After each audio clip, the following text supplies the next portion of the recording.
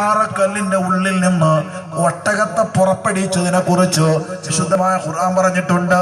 ഇതൊക്കെ അത്ഭുതങ്ങളാ. ഇതുപോലെ നമ്മുടെ മുത്തനബി തങ്ങൾക്ക് സറൈത മിൻ ഹറമി ലൈലൻ ഇലാ ഹറമി കമാ സറൽ ബദ്റു ഫീ നാജിം മിനൽ ളുലമി. അല്ലാഹു കൊടുത്ത അത്യത്ഭുതകരമായ ഒരു സംഭവമാണ് അൽ ഇസ്റാ വൽ മിഅ്റാജ്. ചരിത്രങ്ങളൊക്കെ നിങ്ങൾ എമ്പാടും കേട്ടിട്ടുണ്ടാവും, ഞാൻ പറയുന്നില്ല. ഒരല്പനേരം കൊണ്ടാണ് നടന്നത്. സലാസു സഅ എന്ന് ജമലിൽ കാണാം. സുബ്കി ഇമാം ഫീ ലഹദത്തിൻ ഖലീല എന്ന് പറഞ്ഞത് ബഹുമാനപ്പെട്ട ഇമാം സ്വാബി തങ്ങൾ ഉദ്ധരിക്കുന്നുണ്ട്. ഒരല്പനേരം വിവരിക്കണല്ല. തയ്യുൽ സമാൻ തയ്യുൽ മക്കാൻ വലിയ അത്ഭുതങ്ങളാണ്. ഒരല്പനേരം കൊണ്ട് രാജാതിരാജനായ റബ്ബ് അവന്റെ അടിമയുമായി ഇസ്റാ മിഅ്റാജ് നടത്തുകയാണ്. മക്കയിൽ നിന്ന് 1400 കിലോമീറ്റർ ആണ് സാക്ഷാൽ ഖുദ്സിലേക്കുള്ളത്. അവിടെ നിന്ന് അങ്ങോട്ട് 7 ആകാശങ്ങളും ഇലാ ഹൈതു ശാ അല്ലാഹു ഉദ്ദേശിച്ച സ്ഥലങ്ങളിലേക്കും ബഹുമാനപ്പെട്ട മുത്തുനബിയെ അല്ലാഹു തആല കൊണ്ടുപോവുകയാണ്. ഇവിടെ നാം തെറ്റിദ്ധരിക്കരുത്. പൊതുവെ പറയാറുണ്ട് അല്ലാഹു അങ്ങോട്ട് വിളിച്ചു, അല്ലാഹ് അവിടെയാണ്. ഒരു വിവാദം ഉണ്ടാക്കുകയല്ല. അല്ലാഹ്ക്ക് ഒരു ഇടം പറയണ്ട. ലാ യതമക്കനു ഫീ മകാൻ ലാ യജ്രി അലൈഹി സമാൻ വലാ യുശ്ബിഹു ഷൈഅ. ഒരു ഇടമൊന്നും അല്ലാഹ്ക്ക് പറയണ്ട. ഞാൻ ഒരു ഉദാഹരണം പറയട്ടെ. ഞാൻ ഇന്നലെ മാറാട് ബീച്ചിൽ ചെന്നു. അപ്പോഴാണ് ഞാൻ ചന്ദ്രനെ കണ്ടത്. ഈ റജബിന്റെ പൊന്നമ്പിളിയെ മാറാട് ബീച്ചിൽ നിന്നാണ് കണ്ടതെന്ന് പറയുമ്പോ കാണപ്പെടുന്ന അമ്പിളിയുടെയും കാണുന്ന വ്യക്തിയുടെയും കാഴ്ചയെ തടയുന്ന എല്ലാ പ്രതിബന്ധങ്ങളും മറകളും നീക്കിയത് ആ സമയത്തിലാണ് എന്നല്ലാതെ ആ മാറാടി ബീച്ചിലാണ് അമ്പിളിമാൻ എന്ന് തെറ്റിദ്ധരിക്കാൻ പാടില്ല. പൊതുവെ നമുക്ക് അങ്ങനെ തെറ്റിദ്ധാരണ ഉണ്ട്. ഞാനൊരു വിഷയാക്കിയിട്ട് വിവാദം ഉണ്ടാക്കുകയല്ല, ഒന്ന് ശ്രദ്ധിക്കാൻ വേണ്ടി പറഞ്ഞതാണ്. ഏഴാനാകാശത്ത് എടുത്തിരിക്കുകയാണ് അള്ളാഹ്. തമക്കുനുണ്ട് അള്ളാഹ്ക്ക് എന്നൊന്നും വിശ്വസിക്കണ്ട. ഏതായാലും അവിടേക്ക് വിളിച്ചു. ഒരുപാട് അത്ഭുതങ്ങൾ കണ്ടു. ഒരുപാട് അത്ഭുതങ്ങൾ അള്ളാഹ് കാട്ടിക്കൊടുത്തു. ലിനുരിയഹു മിൻ ആയാതിനാ ഇന്നഹു ഹുവസ് സമീഉൽ ബസീർ. ഒരുപാട് അത്ഭുതങ്ങൾ കാട്ടിക്കൊടുത്തു. അവിടെ കുറച്ച് പഠിക്കാണ്ട് നമുക്ക്. ഈ ഒരറ്റായത്തിനെ വിശദീകരിച്ചുകൊണ്ട് 26 പേജാണ് ബഹുമാനപ്പെട്ട ഇബ്നു കസീർ തന്റെ തഫ്സീറുൽ ഹദീസ് കൊണ്ടുവരുന്നത്. 45ഓളം സ്വഹാബാക്കളാണ് ഇസ്രാ മിഅ്റാജിനെ വിശദീകരിക്കുന്നത്. പ്രബലമായ 40 കിതാബുകളാണ് ഇവിഷയകമായി വിരചിതമായത്. ഇസ്രാ മിഅ്റാജ് വലിയ സംഭവമാണ്. ചരിത്രം പറയലല്ല എന്റെ ഉദ്ദേശം. ഇസ്രാ മിഅ്റാജിന്റെ രാത്രിയാണ് അള്ളാഹു അവിടെ വെച്ച് ആരാധനാ കർമ്മങ്ങളിൽ അതിപ്രധാനമായ നിസ്കാരം ഫർളാക്കി തരുന്നത്. നിസ്കാരം ആദ്യം ഫർളാക്കുമ്പോ ഒക്കെ രണ്ടീച്ച റക്അത്താണ്. ഫത്തുൽ ബാരി കാണാൻ ഹിജറ പോണത് വരെ ഒക്കെ രണ്ടാ. മുഹർ 2 റക്അത്ത്, അസർ 2 റക്അത്ത്, ഇശാ 2 റക്അത്ത്, സുബഹി ഏതായാലും 2 റക്അത്ത്, മഗ്രിബ് മാത്രം ആദ്യം 3 റക്അത്ത്. തുമ്മ സീദത്ത് ബഅദൽ ഹിജറ. ഹിജറിന്റെ ശേഷമാണ് ഇശാവും ദുഹറും അസറും പിന്നെ 4 ആക്കിയത് എന്ന് കാണാം. ഇസ്രാ മിഅ്റാജിന്റെ നിന്നെ നേരം നിക്കരിക്കാതെ പറഞ്ഞിട്ടുമില്ല. അത് പിന്നീട് തിരിച്ചു വന്നതിന്റെ ശേഷമാണ് നേരം കണക്കാക്കപ്പെട്ടത്. ഏതായാലും 4 കാര്യം നസീമുർ റിയാദിലൊക്കെ കാണാം. 4 കാര്യം ഇസ്രാ മിഅ്റാജിന്റെ അന്ന് ഫർളാക്കപ്പെട്ടു കൊടുത്തു. 1, വുളൂന്റെ കാര്യം അവിടെ വെച്ചാ ഫർള്. നിക്കാരത്തിന്റെ കാര്യം അവിടെ വെച്ചാ. നജസ് കഴുകുന്ന കാര്യം അവിടെ വെച്ചാണ് നിയമം കൊടുക്കുന്നത്. ജനാബത്ത് കുളിയുടെ കാര്യവും അവിടെ വെച്ചാണ് നിയമം കൊടുക്കുന്നത്. 4 കാര്യം അവിടെ വെച്ച് അല്ലാഹു തആല ഫർളാക്കുകയാണ്.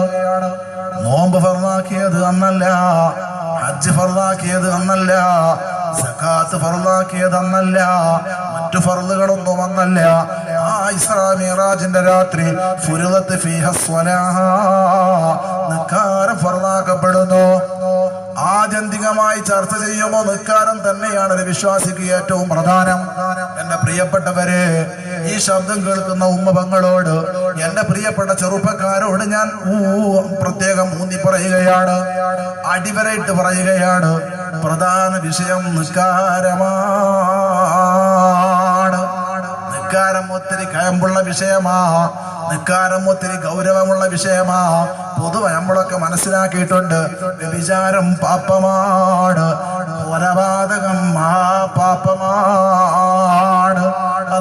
തന്നെയാണ് മനസ്സിലാക്കിയത്. ശരിയാണ്, വ്യഭിചാരം മഹാകുറ്റമാണ്. അതുപോലെ തന്നെ ലഹരി അടിക്കൽ മഹാപാപമാണ്. ഇതുപോലെയുള്ള കൊലപാതകങ്ങളായാലും സിഹറായാലും പലിശകളായാലും അല്ലാഹു നിഷിദ്ധമാക്കിയതൊക്കെ മഹാപാപങ്ങളാണ്. എന്നാൽ ഒരു നിക്കാരം ഖളാഅക്കല്, ഒരു നിക്കാരം ഒഴിവാക്കല് നമുക്കത്ര ഗൗരവമല്ല. ഞാൻ നേരത്തെ പറഞ്ഞ തഫ്സീറുർ റാസി വൽ അസ്രി എന്ന സൂറത്തിന്റെ വ്യാഖ്യാനത്തില് കൃത്യം 32-ാം ജുസ്ഇല് 182-ല് വ്യക്തമായി മദീനയിൽ വളരെ ഗൗരവത്തോടെ ഉണർത്തിയ ഒരു കാര്യം കാണുന്നുണ്ട്. ഹദീസില് ഒരു പെൺകുട്ടിയോട് പറഞ്ഞൊരു വാക്കായിട്ടാണ് അവിടെ ഉള്ളത്. പെണ്ണെ, ഒരു കാര്യം, കൊലപാതകം വലിയ അപരാധമാണ്, കൊലപാതകം വലിയ അപരാധമാണ്, വ്യഭിചാരം വലിയ അപരാധമാണ്. എന്നാൽ അതിനേക്കാളും ശിക്ഷയോ ഗൗരവോ കുറയാത്ത വലിയ അപരാധമാണ് തർക്കുസ്വലാ. ഒരൊറ്റ വഖ്തായാലും അകാരണമായി നിസ്കാരം ഖളാഅക്കലെന്ന് അഷ്റഫുൽ ഖൽഖ് നബി മുഹമ്മദ് മുസ്തഫ സ്വല്ലല്ലാഹു അലൈഹി വസല്ലം. നമ്മളെ ശ്രദ്ധിക്കാതെ പോവാണ്. ഒരുപാട് കാര്യങ്ങളുണ്ട്. ഞാൻ എൻ്റെ പ്രിയപ്പെട്ട സഹോദരിമാരോടൊന്ന് പറയട്ടെ. സാധാരണ മഗ്രിബിന്റെ നേരത്തെ ഉടനെ തന്നെ മഗ്രിബ് നിസ്കരിച്ചാൽ നിങ്ങൾ വാങ്ങി തുടങ്ങാൻ ഇവിടെ വരാറുണ്ട്. ഇന്നൊരൽപ്പം വൈകിപ്പോയി. വൈകാൻ കാരണമൊന്നുമല്ല, കുറെ ആൾക്കാരൊക്കെ ഒന്ന് നോമ്പ് പറ്റി. ഇനി പറയുമ്പോൾ അതും പറയാലോ. അങ്ങനെ ഉണ്ടേ ഒരു നോമ്പ് തിങ്കളാഴ്ചയാണല്ലോ. ഏതായാലും നോമ്പ് സുന്നത്താണ്. ഷാഫി മദ്ഹബിന്റെ പല കിതാബിലും മുഅക്കദായിട്ടൊന്നും അല്ലെങ്കിലും യുസന്നു സൗമു യൗമിൽ മിഅ്റാജ് നിൽക്കുന്നുണ്ട്. മിഅ്റാജിന്റെ നോമ്പ് നോൽക്കാം, നല്ല കാര്യമാണ്, പുണ്യാണ്. പല സുന്നത്തുള്ള ദിവസങ്ങളെ കൂട്ടത്തിൽ ഈ ദിവസം ഉണ്ട്. ആശുറ, താസുഅ, അറഫ പോലെയൊന്നും അത്ര ശക്തിയൊന്നും അല്ല. ഓക്കെ, സമ്മതിച്ചു. എന്നാലും സുന്നത്തുണ്ട്. നോൽക്കുന്നവർക്ക് നോൽക്കാം, പുണ്യാണ്. ഖളാ വീട്ടിലും കൂടി നിയ്യത്ത് വെച്ചു, തിങ്കളാഴ്ചയും കൂടി നിയ്യത്ത് വെച്ചു, അതൊക്കെ കിട്ടും തന്നെ നമ്മുടെ ഇമാമികൾ രേഖപ്പെടുത്തുന്നുണ്ട്. ഏതായാലും കുറച്ച് വൈകി. പക്ഷെ മിക്കവാറും സഹോദരിമാരും ഇശാ ബാങ്ക് കൊടുക്കുന്നതിന്റെ മുമ്പ് വഅദിന് വന്നിട്ടുണ്ടാവും. അങ്ങനെ ഇശാന്റെ മുമ്പ് ഒരു പെണ്ണ് വഅദിന് വന്നു. അവൾ മഗ്രിബ് നിസ്കരിച്ചുകൊണ്ട് വഅദിന് വന്നതാണ്. ഇവിടെ വഅദൊക്കെ കഴിഞ്ഞ് വീട്ടിലേക്ക് പോകുന്നതിന്റെ മുമ്പ് അവൾക്ക് സാധാരണ ഉണ്ടാകാറുള്ളത് പോലെ അശുദ്ധി തുടങ്ങി. ശ്രദ്ധിക്കാനാണ് ഞാൻ പറയുന്നത്. ഇശാ ബാങ്ക് കൊടുത്തതിന്റെ ശേഷം ഒരു 5 മിനിറ്റ് കഴിഞ്ഞിട്ടാണ് ഞാൻ സങ്കല്പിക്കുക ആ പെണ്ണിന് അശുദ്ധി തുടങ്ങി. ഇനി അവൾക്ക് വീട്ടിൽ ചെന്നാൽ നിസ്കരിക്കാൻ പാടില്ല. അശുദ്ധി വേളയിൽ നിക്കാരം ഹറാമാണ്. അശുദ്ധി വേളയിൽ വുളു പോലും ഹറാമാണ്. ജനാപത്തുകാരന് ഉറങ്ങാൻ വേണ്ടിയിട്ട് വുളുഎടുത്ത് കിടക്കല് സുന്നത്തുണ്ട്. ജനാപത്തുകാരന് തിന്നാൻ വേണ്ടിയിട്ട് വുളുഎടുത്ത് തിന്നലും കുടിക്കലും അതിൽ വുളുണ്ടാക്കല് സുന്നത്തുണ്ട്. രണ്ടാമത് ശാരീരിക ബന്ധം ഉദ്ദേശിക്കുമ്പോ ആണിനും പെണ്ണിനും ജനാപത്തെ ഉള്ളുവെങ്കിൽ ഒരു വുളു ഉണ്ടാക്കല് സുന്നത്തുണ്ട്.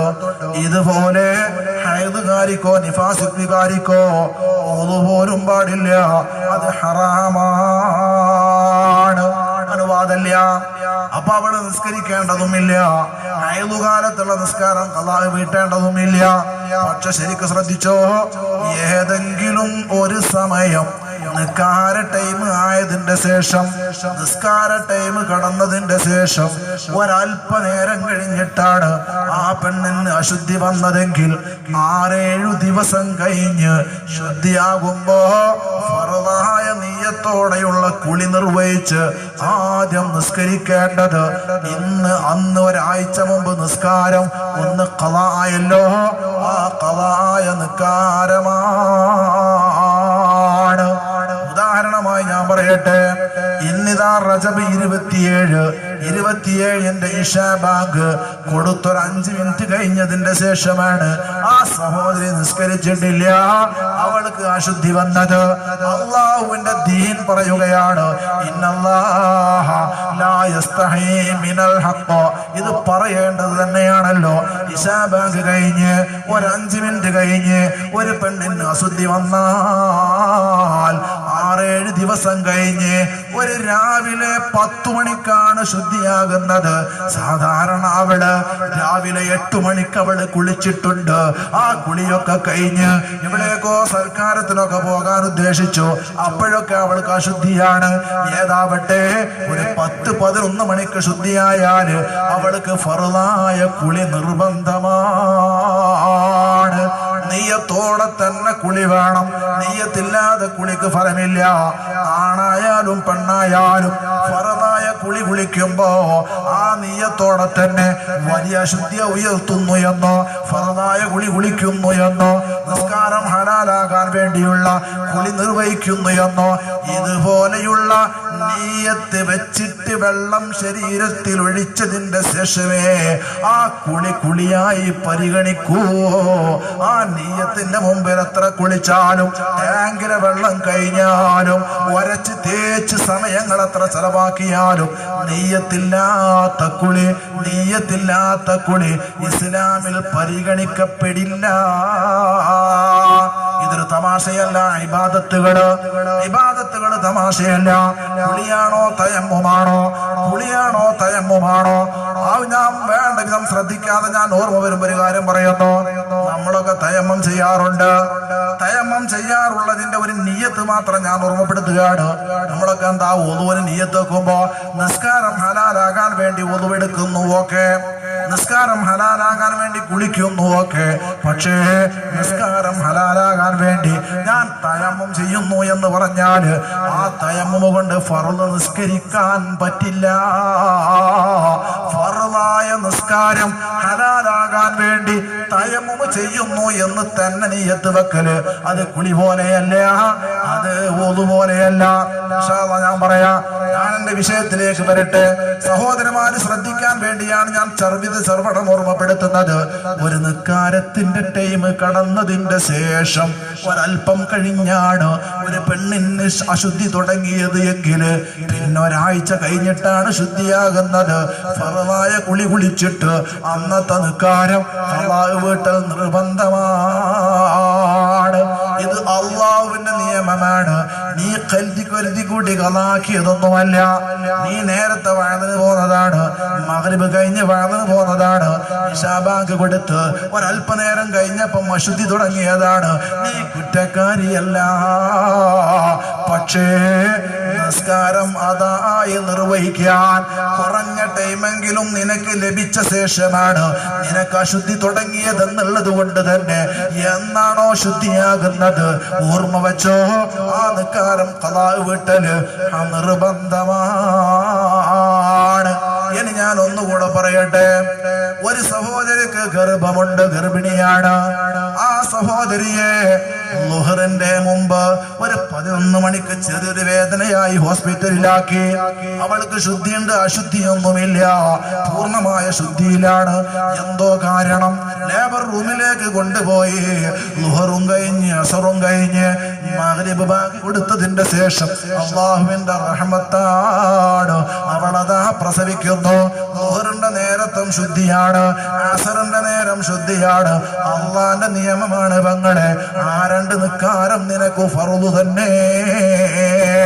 അവിടെ വെച്ച് നിസ്കരിക്കണം എന്നല്ല പറഞ്ഞത്, ഇപ്പൊ നിസ്കരിക്കാൻ സാധിക്കുമെന്നല്ല പറഞ്ഞത്. നിന്റെ രക്തങ്ങളൊക്കെ നിലച്ച് എന്നാണോ ശുദ്ധിയാകുന്നത് നിനക്ക് ഓർമ്മയുണ്ടാവണം. ഈ രണ്ട് സമയത്തെ നിസ്കാരം നിനക്ക് ഖളാ ആണ്. എന്തിനാ ഇങ്ങനെയൊക്കെ പറയുന്നത്? അല്ലാഹു ഗഫൂറല്ലേ, അല്ലാഹു റഹീമല്ലേ? അതൊക്കെ അല്ലാഹു ഓർത്തു തരൂലേ? അല്ലാഹു ഗഫൂറാണ്, അല്ലാഹു റഹീമാണ്. പക്ഷേ നമ്മോട് പറഞ്ഞ നിസ്കാരമുണ്ടല്ലോ അത് സമയബന്ധിതമാണ്. അതിന്റെ നിബന്ധനകളോടെ അതിന്റെ സമയങ്ങളോടെ പരിശുദ്ധ ഇസ്ലാം നമുക്ക് വിശദീകരിച്ചു തന്നിട്ടുണ്ട്. ഒരൊറ്റ നിസ്കാരം ഖളാ ആക്കരുത്. എന്റെ പ്രിയപ്പെട്ട ചെറുപ്പക്കാരെ, നാം വളരെയേറെ യാത്ര ചെയ്യുന്നവരാണ്, ദൂരമായ യാത്ര ചെയ്യുന്നവരാണ്. ഇനി കുറഞ്ഞ യാത്രയാണെങ്കിൽ പോലും നിസ്കാരം ഖളാ ആകുമെന്ന് കണ്ടാൽ സാധിക്കും വിധം നിസ്കരിക്കൽ നമുക്ക് നിർബന്ധമാണ്. നിസ്കാരം ഖളാ ആക്കല്ല. അതിനാണ് ജംഅ് എന്ന സൗകര്യം തന്നത്, അതിനാണ് ഖസർ എന്ന സൗകര്യം തന്നത്. നിസ്കാരം ഒത്തിരി ഗൗരവമാണ്. നമ്മളാരും ശ്രദ്ധിക്കണില്ല. ചെറുപ്പത്തിൽ നമ്മൾ പഠിച്ചു 7 വയസ്സായ കുട്ടികളോട് കൽപ്പിക്കണം. നേരെ ഹദീസാണത്. ഹദീസുണ്ടോ എന്ന് ചോദിക്കുമ്പോ ഹദീസുള്ള കാര്യങ്ങളാ. 10 വയസ്സായാൽ അടിക്കണം എന്ന് പറഞ്ഞല്ലോ, അത് അള്ളാന്റെ നിയമമാണ്. 7 വയസ്സായാൽ കൽപ്പിക്കണം. വദരിബൂഹും 10 വയസ്സായാൽ വദരിബൂ അലൈഹാ. 10 വയസ്സായാൽ നിസ്കരിക്കാൻ കഴിയുന്ന കുട്ടികളോട് നിസ്കരിക്കാൻ പറഞ്ഞ് അടിക്കണമെന്നാണ് ഞാൻ ഓർമ്മപ്പെടുത്തുന്ന. നിസ്കാരത്തിന്റെ ഗൗരവം നമ്മുടെ മനസ്സിൽ വേണം. നിസ്കാരത്തിന്റെ ഗൗരവം അതെ അല്ലാഹു തആല ഇസ്രാ മിഅ്റാജിന്റെ രാത്രിയാണ് പടച്ച തമ്പുരാൻ നിസ്കാരം നിർബന്ധമാക്കുന്നത്, വുളു നിർബന്ധമാക്കുന്നത്. ഒരൊറ്റ ഹദീസ് ഒരല്പമൊക്കെ നമ്മൾ ശ്രദ്ധിക്കണം എന്ന് പറയാൻ ആ വിഷയത്തോടുള്ള മുനാസബത്ത് മാനിച്ചുകൊണ്ട് ഞാൻ ഒറ്റ ഹദീസ് അർത്ഥം വെച്ചുകൊണ്ട് ഞാൻ അവസാനിപ്പിക്കാം. എന്താണ് ഹദീസ്? സഹിഹ ഹദീസാണ്. ഇമാം ത്വബറാനി ഉദ്ധരിക്കുന്നുണ്ട്, ഇമാം ബൈഹഖി തങ്ങൾ തന്റെ ശുഅബുൽ ഈമാൻ എന്ന കിതാബിലും ഉദ്ധരിക്കുന്നുണ്ട് പ്രസിദ്ധമായ ഒരു ഹദീസ് ഉദ്ധരിക്കുന്നത് ബഹുമാനപ്പെട്ട അനസ് ഇബ്നു മാലിക് എന്ന സ്വഹാബിയാണ്. അനസ് ഇബ്നു മാലിക് എന്ന സ്വഹാബി ഉദ്ധരിക്കുന്ന ഹദീസ് ഇമാം ബൈഹഖി തങ്ങളും ഇമാം ത്വബറാനി തങ്ങളും ഉദ്ധരിക്കുന്ന ഒരു ഹദീസിൽ കാണാം. എന്താ ഹദീസിന്റെ ചുരുക്കം? ഏതെങ്കിലും ഒരാള് നിസ്കരിക്കാൻ നിൽക്കുകയാണ്, എന്നാൽ വളരെ ശ്രദ്ധയോടെയാണ് അവൻ നിസ്കരിക്കുന്നതെങ്കിൽ ആ നിസ്കാരമാണ് യഥാർത്ഥ സ്വീകാര്യയോഗ്യമായുള്ളത്, അല്ലെങ്കിലോ അപകടമാണ് എന്നുണർത്തിക്കൊണ്ട് പരിശുദ്ധമായ അഷ്റഫുൽ ഖൽഖ് നബി മുഹമ്മദ് മുസ്തഫ സല്ലല്ലാഹു അലൈഹി വസല്ലം തങ്ങൾ പറയുന്നു, മൻ അഖാമസ് സ്വലാ, ഏതെങ്കിലും ഒരാൾ നിസ്കാരം നിർവഹിക്കുകയാണെങ്കിൽ, ഏതെങ്കിലും ഒരാൾ നിസ്കരിക്കുകയാണെങ്കിൽ എന്നുള്ളതിന് മൻ സ്വല്ല സ്വലാത്താന്ന് പറഞ്ഞാൽ മതി. ഇവിടെ പറയണത് മൻ അഖാമ സ്വലാത്താന്ന്. ഒത്തിരി ശ്രദ്ധിക്കാനുള്ള വാക്കാണ്. ഞാൻ എൻ്റെ പ്രിയപ്പെട്ടവരോട് പറയാണ്, വസ്വാസ് നമുക്ക് ഏതായാലും വേണ്ട. ഒതുണ്ടാക്കുന്നിടത്തും വസ്വാസ് വേണ്ട, മൂത്രപ്പുരയിലും വസ്വാസ് വേണ്ട, ബാത്റൂമിലും വസ്വാസ് വേണ്ട, വെള്ളത്തിന് പ്രത്യേകം കുറച്ച് പ്രയാസമുള്ള നേരമൊക്കെയാണ്. വസ്വാസ് തീരെ ശീലാക്കേണ്ട, വലിയ അപകടമാണ്. ഏച്ചുട്ട എന്നാണ് വസ്വാസം. അങ്ങനെ ആവാലോ, അപ്പൊ ഇങ്ങനെ ആവാലോ, എന്നാലും തെറിച്ചോ, എന്നാലും അങ്ങനെ എന്നാലും എന്ന് പറഞ്ഞിട്ട് അങ്ങോട്ടും ഇങ്ങോട്ടും ഏച്ചുട്ടുമ്പോഴാണ് വസ്വാസം. ഉറപ്പായാൽ ഓക്കെ, കഴുകണം, ശുദ്ധിയാക്കണം. തെറിച്ചിട്ടുണ്ടാകുമോ, ആയിരിക്കുമല്ലോ എന്ന് പറഞ്ഞ് ഈ അനുമാനങ്ങൾക്കൊന്നും യാതൊന്നുമില്ല. പക്ഷെ എല്ലാ വസ്വാസം തള്ളല്ല. കുറച്ച് നമ്മൾ ശ്രദ്ധിക്കുവാണല്ലോ, കുറച്ച് നമ്മൾ ശ്രദ്ധിക്കണം, അല്ലാഞ്ഞാൽ പറ്റില്ല. അതുകൊണ്ട് ഞാൻ ഓർമ്മപ്പെടുത്തുന്നു, നജസ് ശുദ്ധിയാക്കുന്നിടത്ത് ശ്രദ്ധിക്കണം, കുളിക്കുന്നിടത്ത് ശ്രദ്ധിക്കണം. ഞാൻ എൻ്റെ മാന്യ സഹോദരങ്ങളോട് പറയുന്നു, പാന്റ് നല്ല വസ്ത്രമാണ്, ഒരു സംശയവുമില്ല, നല്ല വസ്ത്രമാണ്. മടക്കി കുത്തലോ ഹറാമ് വെളിവാകലോ ഒന്നും ഉണ്ടാവില്ല, നല്ല വസ്ത്രമാണ്. പക്ഷേ എൻ്റെ പ്രിയപ്പെട്ട അനുജ, നല്ല ടൈറ്റ് ഫിറ്റുള്ള ഫാന്റാണ് നീ ധരിച്ചതെങ്കിൽ മൂത്രപ്പരയിൽ കാട്ടിക്കൂട്ടുന്നത് ഒത്തിരി വിഷമമാണ്. ഞാൻ തുറന്നു പറയട്ടെ, പാന്റ് എടുത്തതായ ഒരു സഹോദരൻ നിന്നുകൊണ്ടവൻ മൂത്രമൊഴിക്കുന്നു.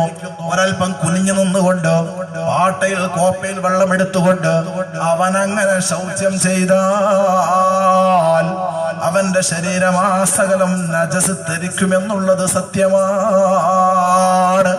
അതെങ്ങനെയെന്ന് ചോദിക്കേണ്ട അനുഭവമാണ്. ഒരാള് നിന്ന് മൂത്രമൊഴിച്ചുകൊണ്ട്, ഒരാള് നിന്ന് മൂത്രമൊഴിച്ചുകൊണ്ട് അതേ നൃത്തത്തിലാണ് അവൻ ശുദ്ധിയാക്കുന്നതെങ്കിൽ അത് ഒത്തിരി അപകടമാണ്. സ്വഹിയായ ഹദീസിലുണ്ടല്ലോ, പരിശുദ്ധമായ മദീന പള്ളിയുടെ കിഴക്കുഭാഗത്താണ് ജന്നത്തുൽ ബഖീ. അവിടെ രണ്ടാള് മറമാടപ്പെട്ടിട്ടുണ്ട്. ബഹുമാനപ്പെട്ട നബിതങ്ങളും സഹാബാക്കളും ഇങ്ങനെ പോകുമ്പോ നബിതങ്ങൾ ചോദിച്ചു, ആ രണ്ട് ഖബർ നിങ്ങൾക്കറിയുമോ സ്വഹാബാ? നബിതങ്ങളോട് സഹാബാക്കൾ പറഞ്ഞു, ഇന്നല്ല ഖബറുകളാണ്. നബിതങ്ങൾ ഇങ്ങനെയാണ് പറഞ്ഞത്, ഇന്നമാ യുഅദബാനി വമാ യുഅദബാനി ഫീ കബീർ. വ്യഭിചാരം ചെയ്തതിന്റെ പേരിലല്ല, കൊലപാതകത്തിന്റെ പേരിലല്ല, ആ രണ്ട് ഖബറാളികളെയും അല്ലാഹു അതാ ശിക്ഷിക്കുകയാണ്. കാരണം പറഞ്ഞത്, അമ്മ അഹദുമാ ഫകാന ലാ യസ്തൻസിഉ മിനൽ ബൗൽ. വ്യാഖ്യാനമാണ് ഞാൻ പറയുന്നത്. അവൻ മൂത്രിക്കുമ്പോഴോ അവൻ കഴുകുമ്പോഴോ ശ്രദ്ധിച്ചില്ല, നജസിനെ തൊട്ട് വേണ്ടതുപോലെ സൂക്ഷ്മത പുലർത്തിയില്ല. അതിന്റെ പേരിലാണ് അവന്റെ ഖബറിന്റെ അദാബെന്ന് സ്വഹിയായ തുർമുദി ഉദ്ധരിക്കുന്ന ഹദീസിൽ കാണാം. നല്ലവണ്ണം ശ്രദ്ധിച്ചോ. ഞാൻ വല്ലാതെ നീട്ടുന്നില്ല. കുളിയിൽ ഒരുപാട് ശ്രദ്ധിക്കേണ്ടതുണ്ട്, ഓതുവിൽ ഒരുപാട് ശ്രദ്ധിക്കേണ്ടതുണ്ട്. ഓതുവിലൊക്കെ ഒരുപാട് കാര്യം ശ്രദ്ധിക്കണം. ഉദാഹരണം പറയാം, നമ്മളിപ്പോ ബാത്റൂമിൽ ബാത്റൂമിൽ സാധാരണ ക്ലോസറ്റിന് ഭാഗത്തും മറ്റൊരു ഭാഗത്തും ആയാൽ ബാത്റൂമിന്റെ വിധിയും ക്ലോസറ്റിന് പ്രശ്നമല്ല എന്നാണ് നമ്മുടെ ആലിമ്യങ്ങളൊക്കെ പറഞ്ഞു തരുന്നത്. കറാഹത്തൊന്നുമില്ല. കാരണം രണ്ടിന്റെ വിധി ഉണ്ടാവും. പ്രത്യേകം നമ്മുടെ വീട്ടിലൊക്കെ ഒരു ഭാഗത്ത് ക്ലോസറ്റും ഇപ്പുറത്ത് ഒതുണ്ടാക്കാനുള്ള ടൈപ്പൊക്കെ കുറിപ്പം താഴ്ച ഒരൽപ്പം പൊക്കമൊക്കെ ഉണ്ടെങ്കിൽ ഒരു പ്രശ്നവുമില്ല. ഏതായാലും നമ്മൾ പൊതുവെ ചെയ്യാറുള്ളത് തറയിൽ നിന്ന് വെള്ളം തെറിക്കാതിരിക്കാൻ വേണ്ടിയിട്ട് ആ ടാപ്പിന്റെ അടിയിൽ നമ്മളൊരു ബക്കറ്റ് വെക്കും. എന്നിട്ട് നമ്മൾ ഒതുവെടുക്കുന്നു, മുഖം കഴുകുന്നു, നാം കൈ കഴുകുന്നു, തല തടവുന്നു. അപ്പോഴേക്ക് ആ താഴെയുള്ള ബക്കറ്റിൽ അര ബക്കറ്റ് വെള്ളമുണ്ടാകും. നല്ല കാഴ്ചയിൽ ശുദ്ധമായ വെള്ളമാണ്. പക്ഷേ ആ വെള്ളം കൊണ്ട് നമുക്ക് കാല് കഴുകിക്കൂടാ. ഫർദിൽ ഉപയോഗിക്കപ്പെട്ട വെള്ളമാണ്. ശരീരത്തിൽ നിന്നും പിരിഞ്ഞ ഫർദിൽ ഉപയോഗിക്കപ്പെട്ട വെള്ളം അത് കുറവുള്ള വെള്ളമാണ്. ഹൗദ് പോലെ 200 ലിറ്ററെങ്കിലുമുള്ള വെള്ളമാണെങ്കിൽ കുഴപ്പമില്ല. ഇതൊരു ബക്കറ്റിന്റെ മൂട്ടിൽ അല്പ വെള്ളമാണ്. അത് മുഖം കഴുകിയതിൽ നിന്നൊലിച്ചതാണ്, കൈ കഴുകിയതിൽ നിന്നൊലിച്ചതാണ്, ഫർദായ കഴുകലിൽ നിന്നൊലിച്ച വെള്ളമാണ്. ഇനി ആ വെള്ളം കൊണ്ട് ഒരാൾക്ക് മൂത്രിച്ച് ശുദ്ധിയാക്കിക്കൂടാ, മലവിസർജനം നടത്തി ശുദ്ധിയാക്കിക്കൂടാ, ഒതുവിൽ കാല് കഴുകിക്കൂടാ. കാരണം അത് ഫർദിൽ ഉപയോഗിക്കപ്പെട്ട വെള്ളമാണ്. ഫർദിൽ ഉപയോഗിക്കപ്പെട്ട വെള്ളം ഇനി ഒന്നിനും ഉപയോഗിച്ചുകൂടാ. നല്ലവണ്ണം ശ്രദ്ധിക്കണം. നമ്മൾ വല്ലാതെ അതിൽ പെട്ടുപോകാറുണ്ട്. ഒതുവെടുത്തതിന്റെ ശേഷം ബക്കറ്റിൽ അര ബക്കറ്റ് വെള്ളമുണ്ട്. ഒരു പക്ഷെ നമ്മൾ ആ ബക്കറ്റ് ഒരു ഭാഗത്തേക്ക് നീക്കി ടാപ്പിന്റെ അടിയിൽ നിന്ന് 2 കാലും കഴുകിയിട്ട് നമ്മളങ്ങ് പോകും. ആ ബക്കറ്റിൽ ശുദ്ധമായ വെള്ളമാണെന്ന് ആളുകൾ തെറ്റിദ്ധരിക്കും. എന്റെ ശേഷം ബാത്റൂമിലേക്ക് വരുന്ന ആള് ആ വെള്ളം കൊണ്ടാണ് ശുദ്ധിയാക്കുന്നത്. അവൻ മൂത്തീർച്ച് ശുദ്ധിയാക്കുന്നത് അത് മുസ്തഅമലായ വെള്ളമാണ്. ഇനി ശുദ്ധിയാക്കാൻ പറ്റാത്ത വെള്ളമാണ്. അതുകൊണ്ടാണ് മറ്റുള്ളവൻ ശുദ്ധിയാക്കുന്നത്. അവന് ശുദ്ധിയായിട്ടില്ല. ഒരു പക്ഷെ അവൻ അറിഞ്ഞിട്ടില്ലെങ്കിൽ കുറ്റക്കാരനല്ല എന്നേ ഉള്ളൂ. അവന്റെ ശരീരം നജസാണ്. ഒതുവെടുക്കുമ്പോ ശ്രദ്ധിക്കേണ്ടതുണ്ട്. എന്റെ പ്രിയപ്പെട്ട സഹോദരി സഹോദരങ്ങളെ, നഖത്തിന്റെ ഉള്ളിലുള്ള ചേറും മറ്റും വന്നാല്, അതുപോലെ ശരീരത്തിൽ വെള്ളം ചേരാൻ തടസ്സമാകുന്ന വിളഞ്ഞീന് പോലെയുള്ള കറകളോ മറ്റോ ഉണ്ടായാൽ നമ്മുടെ എലക്ഷന്റെ മഷിക്ക് കേടില്ലെന്നാണ് ഉലമാ പറയുന്നത്. മൈലാഞ്ചി പോലെയുള്ള നിറത്തിന് കേടില്ല. ഇതൊന്നുമല്ലാത്ത നല്ല കട്ടിയുള്ള പൈന്റുകളോ കറകളോ വരുമ്പോ അവന്റെ ഉളു സഹീഹ് അല്ല. ഇത് നാം ശ്രദ്ധിച്ചേ പറ്റൂ. വിരലുകൾക്ക് കൊടുക്കുന്ന പെയിന്റുകളുണ്ട്, സൂട്ടക്സുകള്. വെള്ളം തടയുന്ന പെയിന്റുകളാണ്. നമ്മുടെ ഉളു സഹീഹല്ല. മുടി കറുപ്പിക്കൽ നല്ലതല്ല, ഹറാമാണെന്നാണോ ഷാഫി മദ്ഹബ്. ആ ഹറാമാണെങ്കിൽ ആ തലയിൽ നാം കറുപ്പിക്കുന്നതായ കളറ് അത് മുടിയിൽ വെള്ളം ചേരലിനെ തടയുന്ന ഒരു ഇനമുണ്ട്, അല്ലാത്തതുമുണ്ട്. വെള്ളം ചേരലിനെ തടയുന്ന കറ പോലെയുള്ള വല്ലതുമാണോ തേച്ചതെങ്കിൽ കുളിയത് ബാധിക്കുന്നതാണ്, ഒളുവപ്പോലും ബാധിക്കുന്നതാണ്. അത് അപകടമാണ്. ഒത്തിരി കാര്യം ഒളുവിൽ ശ്രദ്ധിക്കണം, കുളിയിൽ ശ്രദ്ധിക്കണം. കുളിയിൽ കാര്യമായി ശ്രദ്ധിക്കേണ്ട നിയ്യത്ത് തന്നെയാണ്. അതുപോലെ സഹോദരിമാര് കിതാബിൽ പറഞ്ഞ ഞാൻ അങ്ങനെ പറയാണ്, ഷവറിന്റെ ചോട്ടിൽ നിന്ന് ഒരു സഹോദരി സാധാരണ നിലക്ക് കുളിക്കുമ്പോ ചില സ്വകാര്യ സ്ഥലങ്ങൾ ഇരുന്ന് കഴുകിയാലല്ലാതെ വെള്ളം ചേരേണ്ടിടത്ത് ചേരൂല എന്നതിനാൽ നിന്ന് ഷവറിന്റെ ചോട്ടിൽ കുളിക്കുമ്പോ അവളുടെ ഫർള് കുളി സ്വഹീഹ് അല്ല. മൂലമായി രേഖപ്പെടുത്തിയിട്ടുണ്ട് ഇതൊക്കെ. കാരണം എന്താണ്? വയജിബു അലൈഹാ ഗസ്ലു മാ യൽഹറു മിൻ ഫർജിഹാ ഹീന തഖഉദു അലാ ഖദമൈഹാ. സാധാരണ മൂത്രിക്കാൻ ഇരിക്കുന്ന പോലെ ഇരിക്കുമ്പോ സ്വകാര്യ സ്ഥലത്തിൽ നിന്ന് വെളിവാകുന്ന ഭാഗങ്ങള് ഏതാണോ അത് കഴുകൽ നിർബന്ധമാണ്. അത് നിന്ന് കഴുകുമ്പോ സാധാരണ നിലക്ക് പ്രയാസമാണ്, നനയൂല്ലെങ്കിൽ ആ കുളി സഹിയല്ല എന്നും അവൾ ഇരുന്ന് തന്നെ കഴുകുമ്പോഴാണ് നിർബന്ധമായ ഭാഗങ്ങളിൽ വെള്ളം എത്തൂ എന്നും ഉലമാ പറഞ്ഞത്. എടുത്തുദ്ധരിക്കുക മാത്രമാണോ ഞാൻ? കുളിക്കുമ്പോ ശ്രദ്ധിക്കേണ്ടതുണ്ട്, ഒതുവെടുക്കുമ്പോ ശ്രദ്ധിക്കേണ്ടതുണ്ട്, മൂത്രിക്കുമ്പോ ശ്രദ്ധിക്കേണ്ടതുണ്ട്. വളരെ പ്രധാനപ്പെട്ട 20ഓളം നജസ്സുകളെ പരിശുദ്ധ ഇസ്ലാം പരിചയപ്പെടുത്തുന്നുണ്ട്. 20ഓളം നജസ്സുകളുണ്ട്. അതിൽ രക്തം നജസാണ്. ചിലപ്പം കുറച്ച് രക്തത്തിന് മാപ്പുണ്ട്, മൂത്രത്തിന് മാപ്പില്ല, മലത്തിന് മാപ്പില്ല. ക്ലോസറ്റിൽ നിന്ന് വെള്ളം തെറിച്ചാൽ കുറച്ചല്ലേ തെറിച്ചുള്ളൂ എന്നും പറഞ്ഞ് കഴുകാതെ എണീറ്റ് പോന്നാൽ ആ നിക്കാരം ബാത്തിലാണ്.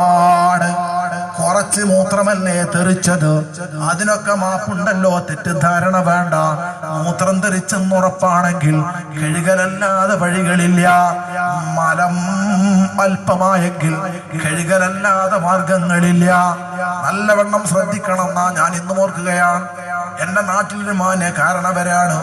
ഇന്നലെ എന്നോട് പറഞ്ഞതാണ്, ഞാനിങ്ങനെ കീശേറ്റം പോവുകയാണ്, ഞാൻ വണ്ടി പോയിട്ട് പോകുമ്പോൾ നിങ്ങൾ പോയിട്ട് ഞാൻ കീശേറ്റം പോവാണ്, അവിടെ ഒരു വാച്ച് നന്നാക്കാൻ കൊടുത്തിരുന്നു. അതിങ്ങനെ നന്നാക്കി കിട്ടി.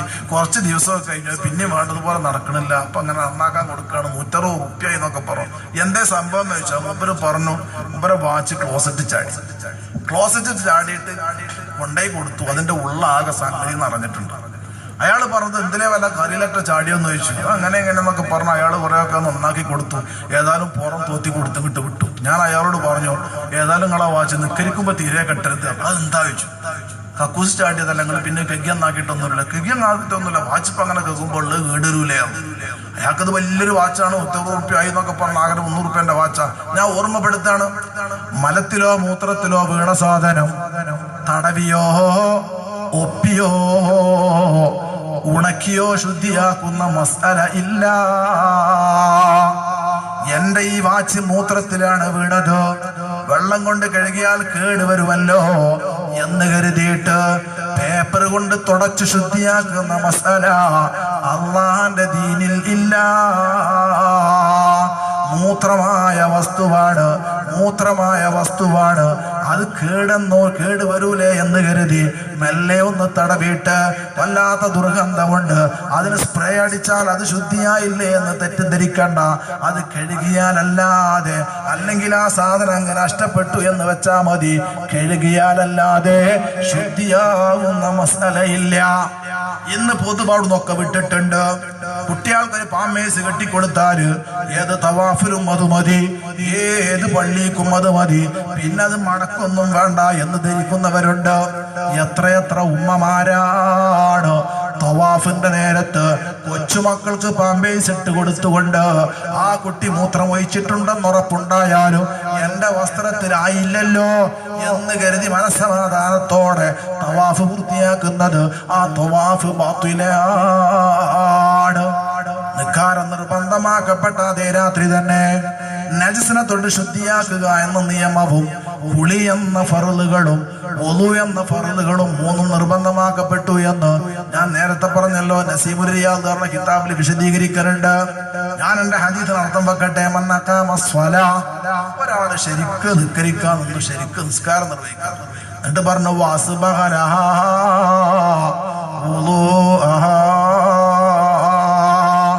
നിക്കാരത്തിന്റെ കാര്യം പറയുമ്പോഴൊക്കെ, നിക്കാരം നല്ല നിലക്കാക്കണം എന്ന് പറയുമ്പോഴൊക്കെ ഹദീസിലുണ്ട് ശരിയായി കൊണ്ടുവരണം. ഒന്നുമില്ല, കുറെ കാര്യം ശ്രദ്ധിക്കാണ്ടേ. ഒന്നിന്റെ ഷർത്താണ് സലാലുൽ മായി അലൽ ഉദുബിൽ മൗസൂലി. വെള്ളം നമ്മൾ ഒപ്പിയെടുത്താൽ പോരാ. നനഞ്ഞ കൈകൊണ്ട് വെള്ളമൊക്കെ കുറവാ, വെള്ളം ഇങ്ങനെ ഒരു തേച്ചു, അതുകൊണ്ട് കാര്യമല്ല. വെള്ളം മുഖത്ത് വെച്ചിട്ട് ഇങ്ങനെ അങ്ങോട്ട് വെള്ളം ഒരിക്കണം. ആള് മതി. വെള്ളം ഒരല്പമെങ്കിലും ആകുന്ന നിലക്ക് എടുത്തിട്ട് മുഖത്തിൽ ഇങ്ങനെ വെക്കണം, എന്നിട്ട് ഒലിക്കണം. അടിയിൽ നിന്ന് ഇങ്ങനെ ഒപ്പിച്ചു പോയി, അല്ലെങ്കിൽ അല്പം വെള്ളം എടുത്തിട്ട് ഇങ്ങനെ തേച്ച് വാട്സപ്പിലും ഫേസ്ബുക്കിലും ഒക്കെ കൊണ്ട് 1/2 ഗ്ലാസ് കൊണ്ട് ഒരു കാക്ക വെള്ളം കൊണ്ട് ഒതുണ്ടാക്കുന്നു. നമുക്കാവുന്നു സഹിയല്ല. എത്ര കുറഞ്ഞ വെള്ളായാലും മതി, ഇത്ര വെള്ളം എന്ന് നിർബന്ധമൊന്നുമില്ല. പക്ഷെ ശരീരത്തില് നനഞ്ഞ കൈ കൊണ്ട് ഒരച്ച് തേച്ചാൽ പോരാ. ഇത് പൈന്റ് കൊടുക്കുന്ന പരിപാടിയല്ല. എങ്ങനെയെങ്കിലും നനവോ തണുപ്പോ എത്തിയാൽ പോരാ, ഒരല്പമെങ്കിലും വെള്ളം ശരീരത്തിലൂടെ നടന്നു എന്ന് പറയാൻ ഒരിക്കൽ വുജൂബാണ്. അത് വുളുവിന്റെ ഷർത്താണ്. നഖങ്ങളുള്ളവരുണ്ട്, നഖങ്ങൾ നീട്ടി വളർത്തുന്നവരുണ്ട്, കാലിന്റെ മടമ്പിലോ മറ്റോ കീറുള്ളവരുണ്ട്. അതിന്റെ ഉള്ളിലൊക്കെ വെള്ളം ചേർക്കൽ അത്യാവശ്യമാണ്.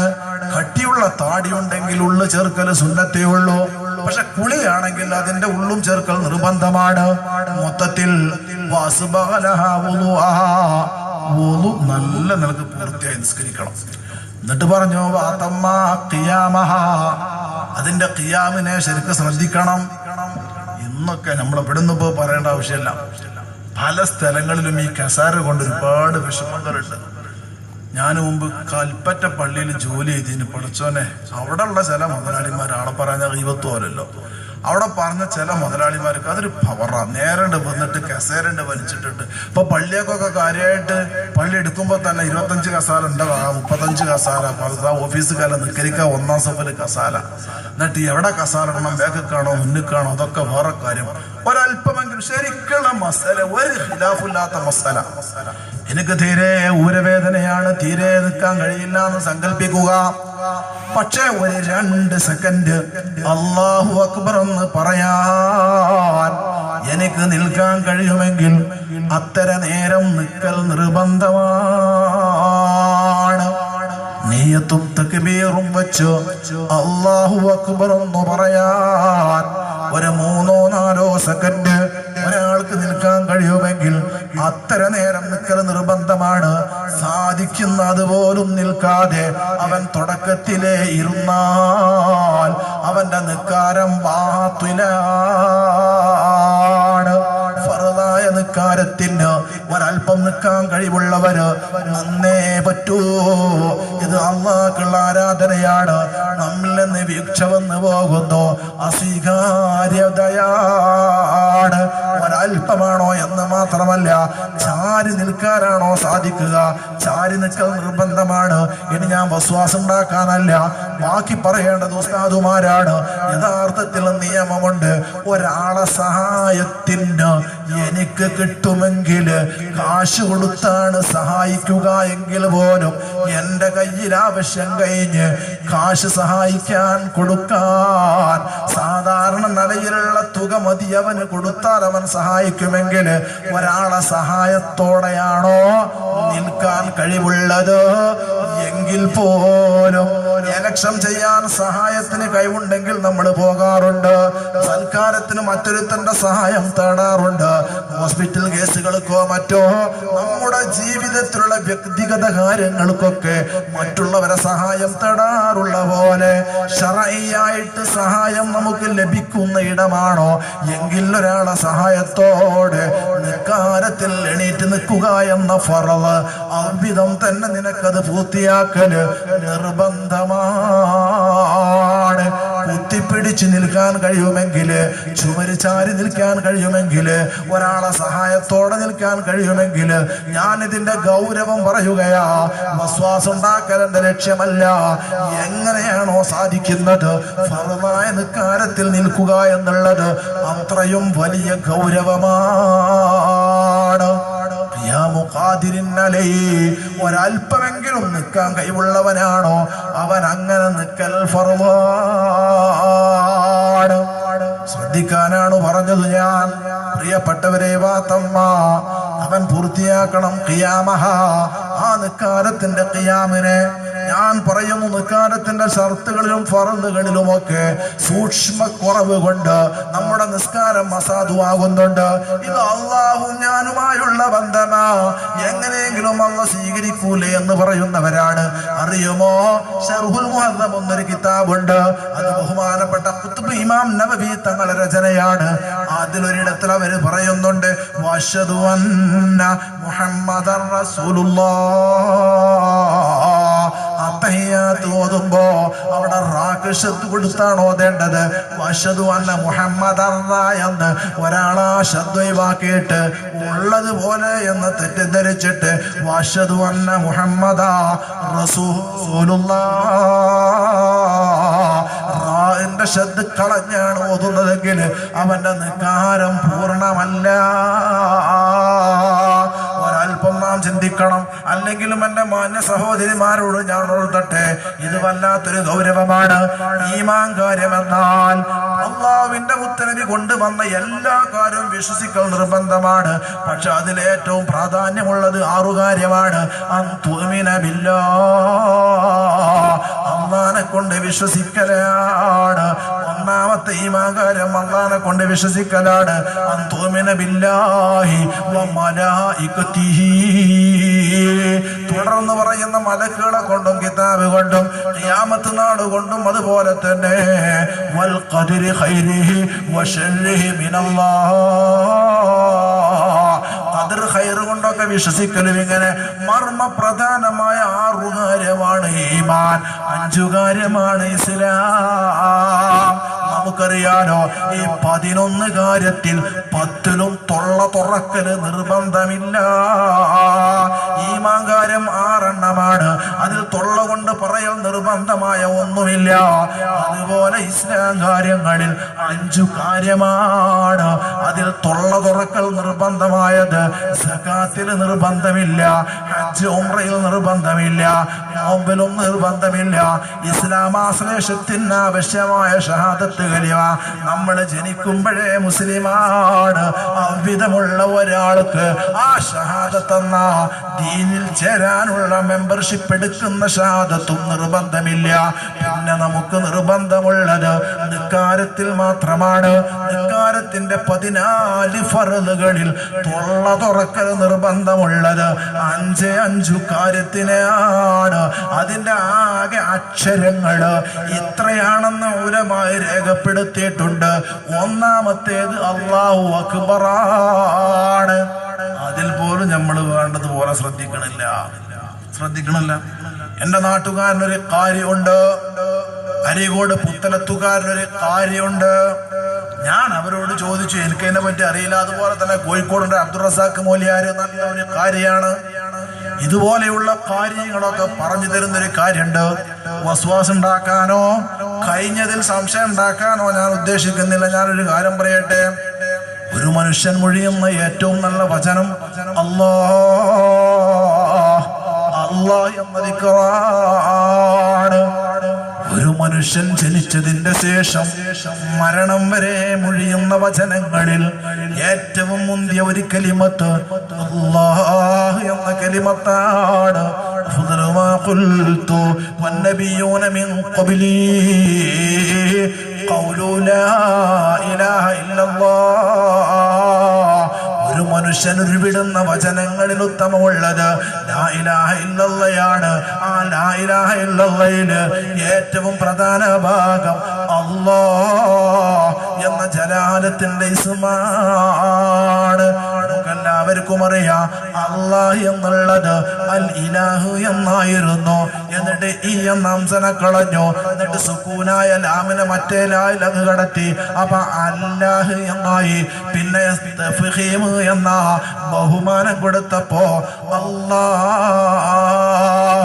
ഇനി ഞാൻ എന്റെ പ്രിയപ്പെട്ട സഹോദരിമാരോട് പറയട്ടെ, സഹോദരങ്ങളോട് പറയട്ടെ, ഒരു മനുഷ്യന്റെ ആ പറയുന്ന ഏറ്റവും മുന്തിയ വചനം അല്ലാഹ് എന്ന വചനമാണ്.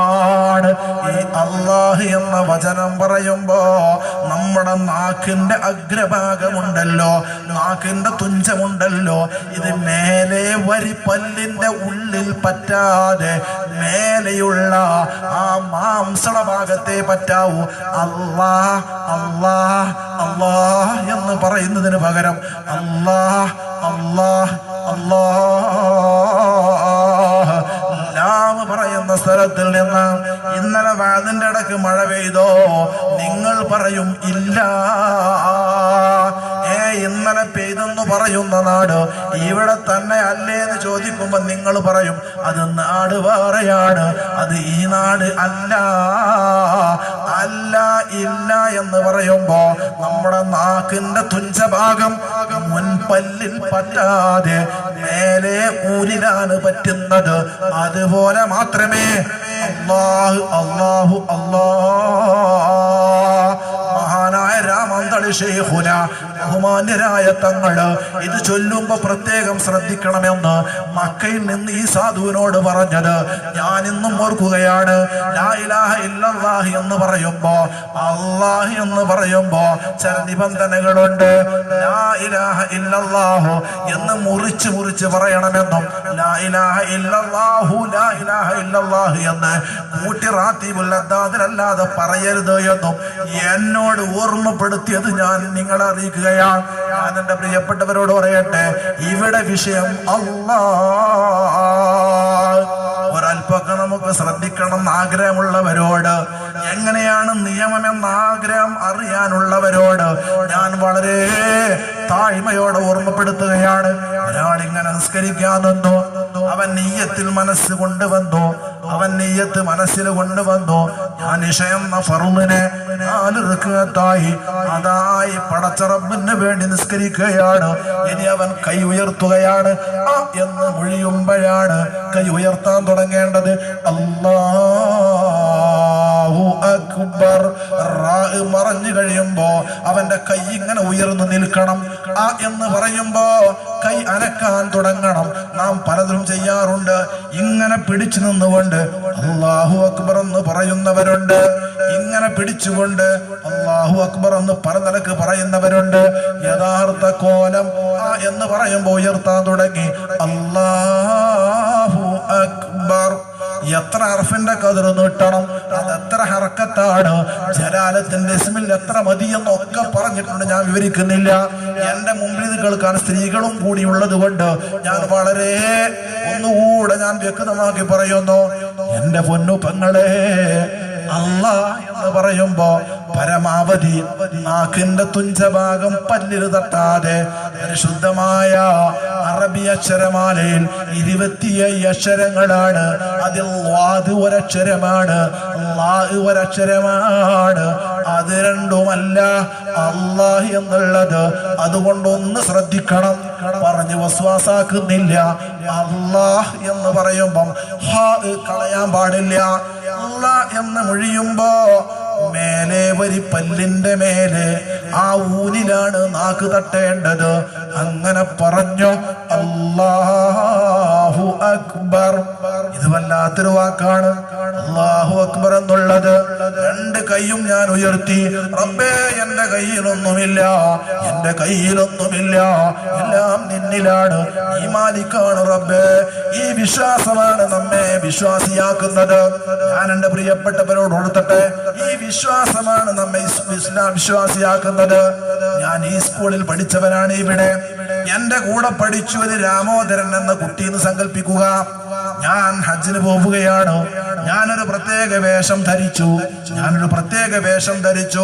എന്നിട്ട് ഞാൻ മക്കയിലെത്തി. അവിടെയുണ്ടൊരു കല്ല്. ഞാൻ ആ കല്ല് മുത്തി മണത്തു. അവിടെയുണ്ടൊരു ദേവാലയം. ഞാൻ അതിന്റെ ചുറ്റും നടന്നു. അപ്പുറത്തുണ്ടൊരൽപ്പ വെള്ളം. അത് വല്ലാത്ത പുണ്യജലമാണ്. ഞാനത് അങ്ങനെ കുടിച്ചു. അപ്പുറം പോയിട്ട് ഞാൻ തലമുണ്ടനം ചെയ്തു. ഇത് ദീനാണ്. നമ്മുടെ സുഹൃത്തായ ദാമോദരൻ അവൻ ചെയ്തതോ, അവൻ പുണ്യമുണ്ടെന്ന് പറയുന്ന സ്ഥലത്ത് പോയി അവനൊരു കല്ലിനെ പിടിച്ച് മുത്തി. അവൻ അപ്പുറത്തുണ്ട് അവന്റെ അമ്പലം, അതിനെ അവൻ പ്രദക്ഷിണം ചെയ്തു. അപ്പുറത്തുണ്ട് അവന്റെ ഒരു പുണ്യജലം, അതവൻ കുടിച്ചു. അവൻ എവിടെയോ പോയി പുണ്യമാണെന്ന് കരുതി തലമുണ്ടനം ചെയ്തു. എന്റെ പ്രവർത്തനങ്ങളും അവന്റെ പ്രവർത്തനങ്ങളും ഒന്നാണ്. പക്ഷേ മുസ്ലിയാരെ, നിങ്ങൾ ശിർക്കാണ് ചെയ്തത്. രാമോദരൻ ചെയ്തതാണ് നിങ്ങൾ ചെയ്തത്. നിങ്ങൾ എന്തിനെ കല്ലിനെ പിടിച്ചു മുത്തി? നിങ്ങൾ എന്തിനെ ആ ഭവനം പ്രദക്ഷിണം ചെയ്തത്? നിങ്ങൾ എന്തിനെ തലമുണ്ടനം ചെയ്തത്? നിങ്ങൾ എന്തേ പ്രത്യേക ഭാവത്തോടുകൂടെ ആ വെള്ളം കുടിച്ചൊരൽപ്പം തലയിലൊഴിച്ചത്? അവരെ പോലെയല്ലേ നിങ്ങൾ ചെയ്തത്? ഇത് ശിർക്കാണ് എന്ന് പറയണ്ട. ഞാൻ ചെയ്തത് ഹഖാണ്. ആ കല്ലിനെ പിടിച്ച് മുത്തിയത് തൗഹീദാണ്. ആ കഅബ വലയം ചെയ്തത് തൗഹീദാണ്. ആ പുണ്യജലത്തിന് സ്ഥാനം കൊടുത്തത് ഞാൻ ബിസ്മി ചൊല്ലി കുടിച്ച് മന്ത്രം മൂതിയത്. അതിന്റെ ശേഷം ഒരൽപ്പം തലയിലും നെഞ്ചിലും ഞാൻ ആ വെള്ളം തൊട്ടൊഴിച്ചത്. അതിന്റെ ശേഷം അപ്പുറത്ത് പോയി തലമുണ്ടനം ചെയ്തത്. ഇത് റബ്ബിന് പൊരുത്തമുള്ള കാര്യമാണ്. ഇത് അക്ഷരാർത്ഥത്തിൽ തൗഹീദ് തന്നെ. നേരെ മറിച്ച് എന്റെ മാന്യ സഹോദരൻ ചെയ്തത് അവന്റെ വിശ്വാസത്തിൽ അത് നന്നായിരിക്കാം. പക്ഷെ നമ്മുടെ മതപ്രകാരമാണല്ലോ നാം വിലയിരുത്തുന്നത്. അത് മറ്റൊന്നാണ്. ഇത് ഹഖായ വിശ്വാസം. എവിടെ വിശ്വാസം തന്നെയാണല്ലോ മർമ്മപ്രധാനം. ബഹുമാനപ്പെട്ട ഇഹ്യാ എന്ന കിതാബില് ഇമാമുൽ ഗസാലി തങ്ങള് ഒരു മുസൽമാന്റെ 2 റക്അത്ത് നിസ്കാരം എങ്ങനെയാവണമെന്നോ മഹാന്മാരെ തൊട്ട് ഉദ്ധരിച്ച് പറയുന്നുണ്ട്. നമ്മുടെ നിസ്കാരമോ, നമ്മുടെ മുനാജാത്തോ? എന്താണ് ഈ നിസ്കാരത്തിന് മാത്രമുള്ളത്? നോമ്പിനെക്കാളും മാത്രം നിസ്കാരത്തിനാ, ഹജ്ജിനെക്കാളും മാത്രം നിസ്കാരത്തിനാ, ജിഹാദിനെക്കാളും നിസ്കാരം മഹത്വത്തിനാണ് സ്ഥാനമുള്ളത്. പക്ഷെ നമ്മുടെ നിക്കാരമോ ഖുർആനാണ് പറഞ്ഞത്, ഖുഫുലഹൽ മുഅ്മിനൂനല്ലദീന ഹും ഫീ സ്വലാത്തിഹിം ഖാശിഊൻ. ഒരൽപ്പം ശ്രദ്ധിക്കണ്ടേ, ഒരൽപ്പം ബോധമുണ്ടാകണ്ടേ. എത്ര വലിയ വലിയ മഹാന്മാരുണ്ട്. അങ്ങനെ നല്ല ഭവ്യതയോടെ നല്ല ഇഖ്ലാസോടെ ആ നിക്കാരം നിർവഹിക്കുമ്പോ അവരാ ഫാത്തിഹ ഓതുമ്പോ അവരാ റുക്കുഉം സുജൂദും ഒക്കെ എത്രമാത്രം മർത്തബത്താണ്. നേരെ മറിച്ച് നമ്മളോ അപ്പുറത്തൊരു ചാനലുണ്ട്, അതിന്റെ ശബ്ദം ഇവിടെ കേൾക്കണം. ഇനി മണി എന്തെങ്കിലും പറഞ്ഞോ, അല്ലെങ്കിൽ എന്തെങ്കിലും രാഹുൽ പറയുന്നുണ്ടോ, അല്ലെങ്കിൽ അവിടെ എന്താണ് കുറിയന്റെ വാർത്ത, ഈ വാർത്തകളൊക്കെ കേൾക്കണം. അതൊന്നും മുടങ്ങരുത്. ഞാൻ അങ്ങനെ നിക്കരിക്കുന്നുമുണ്ട്. എന്നാൽ അല്ലാഹു നമുക്ക് നിക്കാരം തന്നപ്പോ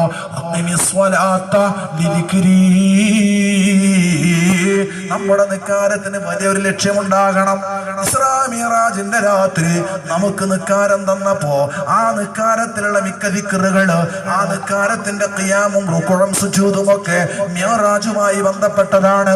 ഒരു നബവിയായ ഹദീസ് അല്ലെങ്കിൽ പോലും അസ്വലാത്തു മിഅ്റാജുൽ മുഅ്മിനീൻ,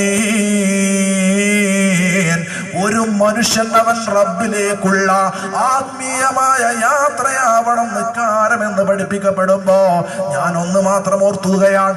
അല്ലാഹു അക്ബർ പറയുമ്പോ സുജൂദിന്റെ സ്ഥലത്തിലേക്ക് നോക്കല്, അത് കഅബന്റെ മുന്നിലായാലും എവിടെയായാലും നോക്കേണ്ടത് സുജൂദിന്റെ മുന്നിലേക്കാണ്. മയ്യിത്ത് നിക്കാരത്തിലും ഇരുട്ടിലാണെങ്കിലും സുജൂദിലേക്കാണ് നോക്കേണ്ടതെന്ന് ബഹുമാനപ്പെട്ട ഫത്വയിൽ മോനിൽ പോലും പറഞ്ഞിട്ടുണ്ട്. അങ്ങനെ നല്ല നിലക്ക് നിന്ന് ആണുങ്ങളാണോ തലമറക്കൽ സുന്നത്താണ്. നിര്യാണിന്റെ മേലെ തുണി വരട്ടെ, എന്നിട്ട് നല്ല അതുപോലെ ഞാൻ അല്ലാഹുവിന്റെ മുന്നിലാണെന്ന് ഓർമ്മയോടെ ഇരു കരങ്ങളും ഉയർത്തി അല്ലാഹു അക്ബർ, എനിക്ക് വലിയവൻ നീ തന്നെ റബ്ബേ. ആ വാക്കിലൊക്കെ വലിയൊരു അർത്ഥമുണ്ട്. ബീരാനൗലിയ പാപ്പ പറഞ്ഞൊരു വലിയ മഹാൻ ഉണ്ടായി ചുള്ളിക്കോട്. മഹാനവറുകൾ കുടുംബക്കാരൊക്കെ കൊണ്ട് കൂട്ടുമ്പോൾ ആൾക്കാരോട് കൂടും, ഞാൻ ഒരു ദിക്ർ ചൊല്ലിത്തരാം, നിങ്ങൾ ആ ദിക്ർ ചൊല്ലുമോന്ന് ചോദിക്കും. എപ്പോഴും അങ്ങനെ നല്ല ചില സമയത്തില്. എന്നിട്ട് അവരോട് പറയണ വാക്കാം, മണ്ണും പെണ്ണും ലാ ഇലാഹ്, പോത്തും മൂരും ലാ ഇലാഹ് ചെല്ലി എന്ന് പറഞ്ഞിട്ട് മൂപ്പര് ചെല്ലിക്കും. എന്താ അതിന്റെ അർത്ഥം എന്നറിയോ? ഇതിലൊക്കെ വലിയ അർത്ഥമുണ്ട്. ചില ആളുകൾക്ക് ലക്ഷ്യം അവന്റെ പോത്തും മൂരികളുമാണ്. അങ്ങനെ ഉണ്ടാവും ചില ആളുകള്. നേരം വെളുത്താൽ തന്റെ കാള, നേരം വെളുത്താൽ തന്റെ ആട്, നേരം വെളുത്താൽ എന്റെ കൃഷിയിടം, എന്റെ തെങ്ങും തോപ്പും റബ്ബറുമല്ലാതെ അവന് മറ്റൊന്നുമില്ല. അവന്റെ തെങ്ങാണ് അവന്റെ ഇലാഹ്, അവന്റെ മൂരിയാണ് അവന്റെ ഇലാഹ്. ചില ആളുകൾക്ക് പെണ്ണും മണ്ണും വിത്തുമാണ് ഇലാഹ്. ബഹുമാനപ്പെട്ട ഔലിയാക്കൾ പഠിപ്പിക്കുന്നത്, മോനെ അത് ഇലാഹല്ലടാ, നിന്റെ ലക്ഷ്യം മറ്റൊന്നാണ്. നീ ഇതിനെ പൂജിക്കേണ്ടവനല്ല. മണ്ണും പെണ്ണും വിഷയമാക്കണ്ട, വിത്തും വിഷയമാക്കണ്ട, പാടം പറമ്പും വിഷയമാക്കണ്ട. അത് നിന്റെ ഇലാഹല്ല, അത് നിനക്ക് രക്ഷ തരില്ല. അത് ഇവിടെ നിനക്ക് ജീവിക്കാൻ, ഹലാലായി ഭക്ഷണം ഉണ്ടാവാൻ, നിന്റെ കുടുംബത്തിനെ നീ നോക്കാൻ, നിനക്ക് ഖൈറായ കാര്യങ്ങളില് സേവനം ചെയ്യാൻ അള്ളാഹു നൽകിയ മാർഗങ്ങളാണ്. നീ എപ്പോഴും പേടിക്കേണ്ടത്, നീ അനുസരിക്കേണ്ടത് രാജാതിരാജനായ ഇലാഹിനെയാണ്. ഈ പാഠം പഠിപ്പിക്കാനാണ്. എത്ര ദിക്റുകൾ ഉണ്ടായിട്ടും നിക്കാരത്തിന്റെ ഓരോ കെണിപ്പുകളില്, ഓരോ ഉയർച്ചകളില്, ഓരോ താഴ്ചകളില് പുറ്റിൽ തേങ്ങ എന്ന പോലെ മർമ്മപ്രധാന ഭാഗങ്ങളിലൊക്കെ അവന്റെ മനസ്സിൽ ഇങ്ങനെ വരട്ടെ, അല്ലാഹു അക്ബർ, എന്റെ അടക്കങ്ങളും എന്റെ അനക്കങ്ങളും എന്റെ സർവസ്വവും അല്ലാഹുവേ നിന്റെ ലക്ഷ്യത്തിനാവണമെന്ന ബോധമാണ്. അതല്ലേ വജ്ജത്തൂല് നമ്മളത് ചൊല്ലുന്നുണ്ടോ? മയ്യിത്ത് നിസ്കാരമല്ലാത്ത, അത് മുമ്പിൽ മയ്യിത്തുണ്ടെങ്കിലും ഗായിബാണെങ്കിലും മയ്യിത്ത് നിസ്കാരത്തിന് വേണ്ട, അല്ലാത്ത ഏത് നിസ്കാരമാണെങ്കിലും തക്ബീർ ചൊല്ലിയാൽ ഉടനെ വജ്ജഹ്തു വജ്ഹിയ ലില്ലദീ ഫതറസ് സമാവാതി വല്ലർദ ഹനീഫൻ മുസ്ലിമാ. ആർത്തൊക്കെ നമ്മൾ ഇങ്ങനെ ചിന്തിക്കണം. അപ്പോഴാണ് ഭക്തി വരിക. ഒരൽപ്പം വ്യക്തി വേണ്ടേ, ഭക്തി വേണ്ടേ. നമ്മൾ പറയാം ഗൗസുൽ അങ്ങനെയാണ്, ഇമാം ഷെയ്ഖ് അങ്ങനെയാണ്, മഹാനായ തങ്ങൾ അങ്ങനെയാണ്, ഓൽക്കൊക്കെ ഭക്തി എത്രയാണ്. ഇത് പറഞ്ഞാൽ മതിയോ? ഞാൻ എന്റെ പ്രിയപ്പെട്ടവരോട് പറയട്ടെ, അല്ലെങ്കിലും നമുക്കുള്ള തെറ്റാണത്. മുൻഗാമികൾ അങ്ങനെയാണ്, മുൻഗാമികൾ ഇങ്ങനെയാണെന്ന് പറഞ്ഞ് അബൂബക്കർ തങ്ങളുടെ വീട് അങ്ങനെയായിരുന്നു, മറ്റുള്ളവരുടെ വീട് ഇങ്ങനെയായിരുന്നു. എന്നാലോ നമുക്കതൊന്നും പോരാ. എങ്ങനെയൊക്കെയാണോ സൗകര്യങ്ങള്, പരമാവധി അത് സ്വായത്തമാക്കാൻ നമ്മൾ ശ്രമിക്കുന്നു. പക്ഷേ ഇബാദത്തുകളിൽ ഒരല്പമെങ്കിലും ഖുശൂ വരാൻ, ഒരു ഭക്തി തോന്നാൻ, ഒരു ഹൃദയ സാന്നിധ്യം വരാൻ ഒരല്പമൊക്കെ നാം ശ്രമിച്ചേ പറ്റൂ, ഒരല്പമൊക്കെ നാം ശ്രമിച്ചേ പറ്റൂ. ഏറ്റവും ചുരുങ്ങിയത് ഭാരത്തിന്റെ സുന്നത്തുകൾ ഞാൻ എന്റെ പ്രിയപ്പെട്ട സഹോദരങ്ങളോട് പറയട്ടെ, നിർബന്ധമാണെന്നൊന്നും തെറ്റിദ്ധരിക്കേണ്ട. പക്ഷേ തലമറക്കൽ എന്നുള്ളത് വല്ലാത്ത കൂലിയാണ്. ബിഗയത്തുൽ മുസ്തർശിദീൻ എന്ന കിതാബില് ബുഖാരിയുടെ ഹദീസ് ഒന്നുമല്ല, പക്ഷേ ഫളായിലുൽ അമാലിലും മനാഖിബിലും നമുക്ക് പിടിക്കാൻ പറ്റും വിധമുള്ള ഹദീസാണ്. ഒരാള് തലയിൽ കെട്ടിയാണ് നിസ്കരിക്കുന്നത്, അഫ്ളലു മിൻ 70 സ്വലാ. ഒരു മനുഷ്യൻ, ഒരു പുരുഷൻ തലയിൽ കെട്ടിയാണ് നിസ്കരിക്കുന്നതെങ്കിൽ 70ഓളം നിസ്കാരത്തിന്റെ പുണ്യം തലയിൽ കെട്ടുന്നതിന് അള്ളാഹു നൽകുമെന്ന് ഹദീസാണ്. ഈ ഹദീസ് സുന്നിയേതര സഹോദരങ്ങളും പണ്ട് കാലത്ത് സ്വീകരിച്ചു. അവരുടെ മൗലവിമാര് മുഴുവൻ തലയിൽ കെട്ടി. എന്ന് മുതലോ അതിനൊന്നും വലിയ അർത്ഥമില്ലെന്ന് പറഞ്ഞു പലരും തിരുത്തിയെങ്കിൽ ഞാൻ അള്ളാഹാന്റെ ദീൻ എന്നുള്ള നിലക്ക് പറയട്ടെ, എന്റെ പ്രിയപ്പെട്ട സഹോദരങ്ങളെ, ഒരു തൊപ്പിയോ ഒരു കർച്ചീഫോ എന്തെങ്കിലും ഒരു ഉണ്ടോ തലയിലൊന്ന് വെച്ച് നിസ്കരിക്കുമ്പോ അതിന് പുണ്യം വല്ലാത്തതാണ്. അത് ശീലമാക്കിക്കോ, അത് ഔട്ട് ഓഫ് ഫാഷൻ അല്ല. ലോകത്ത് മുസ്ലിങ്ങൾ എവിടെയുണ്ടോ? ലോകത്ത് മുസ്ലിമീങ്ങളിൽ 95% മദ്ഹബ് സ്വീകരിക്കുന്നവരാണ്, 35% ഹനഫി മദ്ഹബുകാരാണ്, 30% ഷാഫി മദ്ഹബുകാരനാണ്. ബാക്കിയുള്ള 15% ഇവിടെ ഹംബലി മാലിക്കി മദ്ഹബുകാരുള്ളത്. 5% മാത്രമാണ് മദ്ഹബില്ലാത്തത്. ഇന്തോനേഷ്യയും മലേഷ്യയും ലക്ഷദ്വീപുകളും മാലദ്വീപുകളും കേരളവും അതുപോലെ തന്നെ ഈജിപ്തും അടക്കമുള്ള ഒരുപാട് സ്ഥലങ്ങൾ ഷാഫി മദ്ഹബുകാരാണ്. പാകിസ്ഥാൻ, ബംഗ്ലാദേശ് ദേശമടക്കം, അതുപോലെ തന്നെ ഇന്ത്യയുടെ വടക്ക് ഭാഗങ്ങളൊക്കെ, അതുപോലെ തന്നെ ദക്ഷിണേന്ത്യകളും അധിക ഭാഗങ്ങളും ഹനഫി മദ്ഹബുകാരാണ്. തലമറക്കാത്ത മദ്ഹബില്ല, തലമറക്കാത്ത ഉലമാ ഇല്ല. നിക്കാരം സഹിയാകുമെങ്കിലും അത് ഒഴിവാക്കണ്ട, അത് വല്ലാത്ത പുണ്യമാണ്. അങ്ങനെ തലമറച്ച് തുണിയുറക്കെ അല്പം ഞെരിയാണ് എന്റെ മേലെയെടുത്ത് പരമാവധി ജമാഅത്തിൽ തന്നെ നിർവഹിക്കാൻ പുരുഷന്മാര് ശ്രദ്ധിക്കണം. എന്നിട്ട് അള്ളാന്റെ മുമ്പിലാണ് ആ നല്ല ചിന്തയോടെ നിയ്യത്തൊക്കെ വെച്ച് അല്ലാഹു അക്ബർ എന്ന് പറഞ്ഞ് നിക്കാരത്തിന്റെ സുജൂദിന്റെ തലത്ത് നോക്കി നിന്റെ പടച്ച് പരിപാലിക്കുന്ന തമ്പുരാന്റെ മുമ്പില് നീ കൊടുക്കുന്ന ഏറ്റവും വലിയ ആരാധനയാണ് അതേ അസ്വലാ. എന്നിട്ട് ഓദിക്കോ വജ്ജഹ്തു വജ്ഹിയ ലില്ലദീ ഫതറസ് സമാവാതി വൽ അർള്. സപ്താകാശങ്ങളെ പ്രവിശാലമായ ഭൂപരപ്പിനെ സൃഷ്ടിച്ച് പരിപാലിക്കുന്ന റബ്ബേ, നിന്റെ മുമ്പിൽ ഈ അടിമൈതാ സർവസ്വവും നിന്റെ മുമ്പിൽ സമർപ്പിക്കുകയാണ് എന്ന് പറഞ്ഞിട്ട് അവൻ പറയുന്നതോ ഇന്ന സ്വലാത്തി വനുസുകി വമഹ്യായ വമമാതി ലില്ലാഹി റബ്ബിൽ ആലമീൻ. അല്ലാഹുവേ, സർവം ഞാൻ സമർപ്പിക്കുന്നത് നിന്റെ മുമ്പിലാണ്. അല്ലാത്തൊരർത്ഥാണ്. അത് കഴിഞ്ഞവൻ ഫാത്തിഹ തുടങ്ങുകയാണ്. ഉമ്മ പെങ്ങളെ ഒരൽപ്പം ശ്രദ്ധിക്കണേ. ആണുങ്ങളായ ഞങ്ങൾ ജുമാക്ക് പോകുമ്പോ ഇമാം ഉറക്കെയാണ് ഓതുന്നത്. ഒത്തിരി ഓത്തറിയുന്നവരാകും ഇമാമുമാർ. അവരുടെ ആ ഓത്ത് കേട്ട് ചെറുപ്പകാലത്തെ പഠിച്ചു ഞങ്ങൾ ഫാത്തിഹ. അതുകൊണ്ട് തെറ്റും കുറ്റവും ഇല്ലാതെ ഓതുന്നവരാണു ഞങ്ങൾ. നിങ്ങളെ കുറ്റപ്പെടുത്തലല്ല, പക്ഷെ നിങ്ങൾ ജമാഅത്തായി നിസ്കരിക്കാറില്ല. കാരണം നിങ്ങളോടതിന് കൽപ്പനയില്ല. മക്കാ മദീനയിൽ ആണെങ്കിൽ പോലും സ്വഹീഹായ ഹദീസ് അങ്ങനെയാ.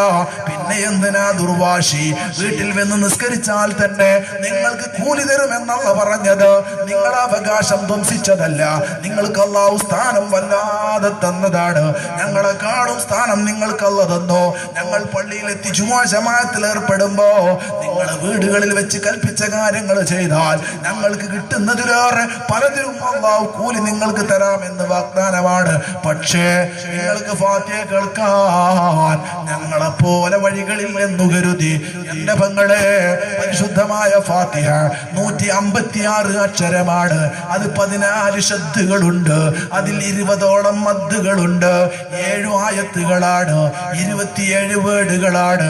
അതൊന്നും കളയല്ല. അക്ഷരശുദ്ധിയോടെ ഓരോ ചെറുപ്പക്കാരനും നമ്മൾ തിരക്കിലാണ്. ഓടിക്കിതച്ച് വന്നുകൊണ്ട് ഫാത്തിഹ ഓതുമ്പോ അക്ഷരങ്ങൾ നഷ്ടപ്പെടുകയാണ്, തുമഅനീനത്ത് നഷ്ടപ്പെടുകയാണ്, ആട്ടം നിൽക്കുന്നില്ല. റുകൂആയാലും സുജൂദായാലും നിബന്ധനകൾ പാലിക്കുന്നില്ല. ഒന്ന് ശ്രദ്ധിക്കണമെന്ന് മാത്രമേ ഞാൻ പറയുന്നുള്ളൂ. ഒന്ന് ശ്രദ്ധിക്കണം. ഇമാം നബവി തങ്ങൾ പ്രത്യേകം മിൻഹാജിൽ പറഞ്ഞിട്ടുണ്ട്, സുജൂദിൽ അവൻ കാല് ശരിക്ക് വിരലുകൾ ഇങ്ങനെ തന്നെ വെക്കണം. മെല്ലെ തൊടുത്തു വെച്ചാ പോരാ, ഇങ്ങനെ വെച്ചാ പോരാ.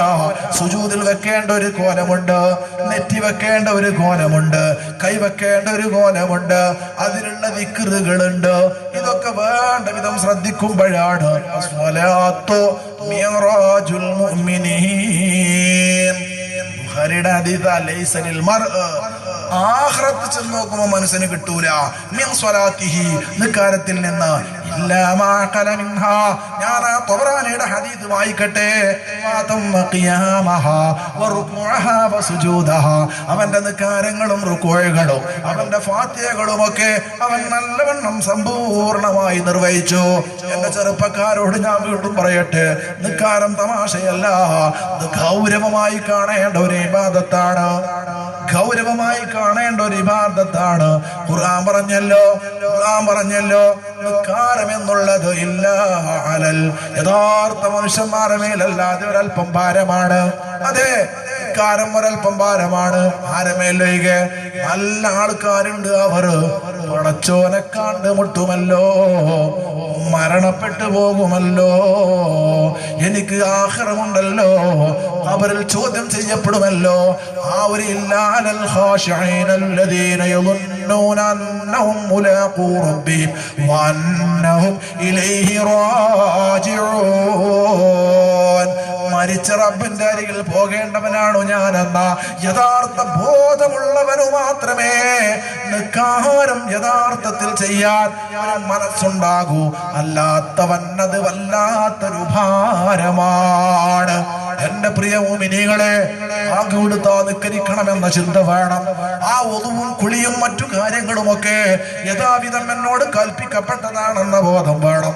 നിക്കാരം കാട്ടിക്കൂട്ടലല്ല, അത് യഥാവിധമാകണം, കൽപ്പിക്കപ്പെട്ടതുപോലെയാകണം, ഖുശൂഅോടുകൂടെയാകണം, അദബുകളോടുകൂടെയാവണം. അപ്പം മാത്രമേ ആഖിറത്തിൽ അത് ഫലം ചെയ്യൂ. ഹദീസ് ഞാൻ തുടരട്ടെ. അങ്ങനെ അവൻ നിക്കരിച്ചാൽ ഖറജത് മിൻഹു വഹുവ ബൈളാഉ മുസ്ഫിറാ, ആ നിക്കാരം സലാം വീട്ടുമ്പോ നല്ല സുന്ദരമായ ചിറകുള്ള ഒരു പക്ഷിയെ പോലെ ആ നിക്കാരം പറന്നകലുകയാണ്. ഇതൊരു ചിത്രീകരണമല്ല, ഇത് വെറും ഒരു മനസ്സിലുള്ള എന്തോ ഒരു ചിത്രീകരണം മാത്രമല്ല, ഇത് സ്വഹീഹായ ഹദീസാണ്. ഒരാൾ ശരിക്കങ്ങ് നിക്കരിച്ചാൽ ഖറജത്ത് വഹിയ ബൈളാഉ മുസ്ഫിറാ, വളരെ സുന്ദരമായ കോലത്തിൽ അവന്റെ നിക്കാരം അതാ പറന്നുയരുകയാണ്. അതിനുണ്ടാകും നല്ല പ്രഭയും പ്രകാശവുമുണ്ട്.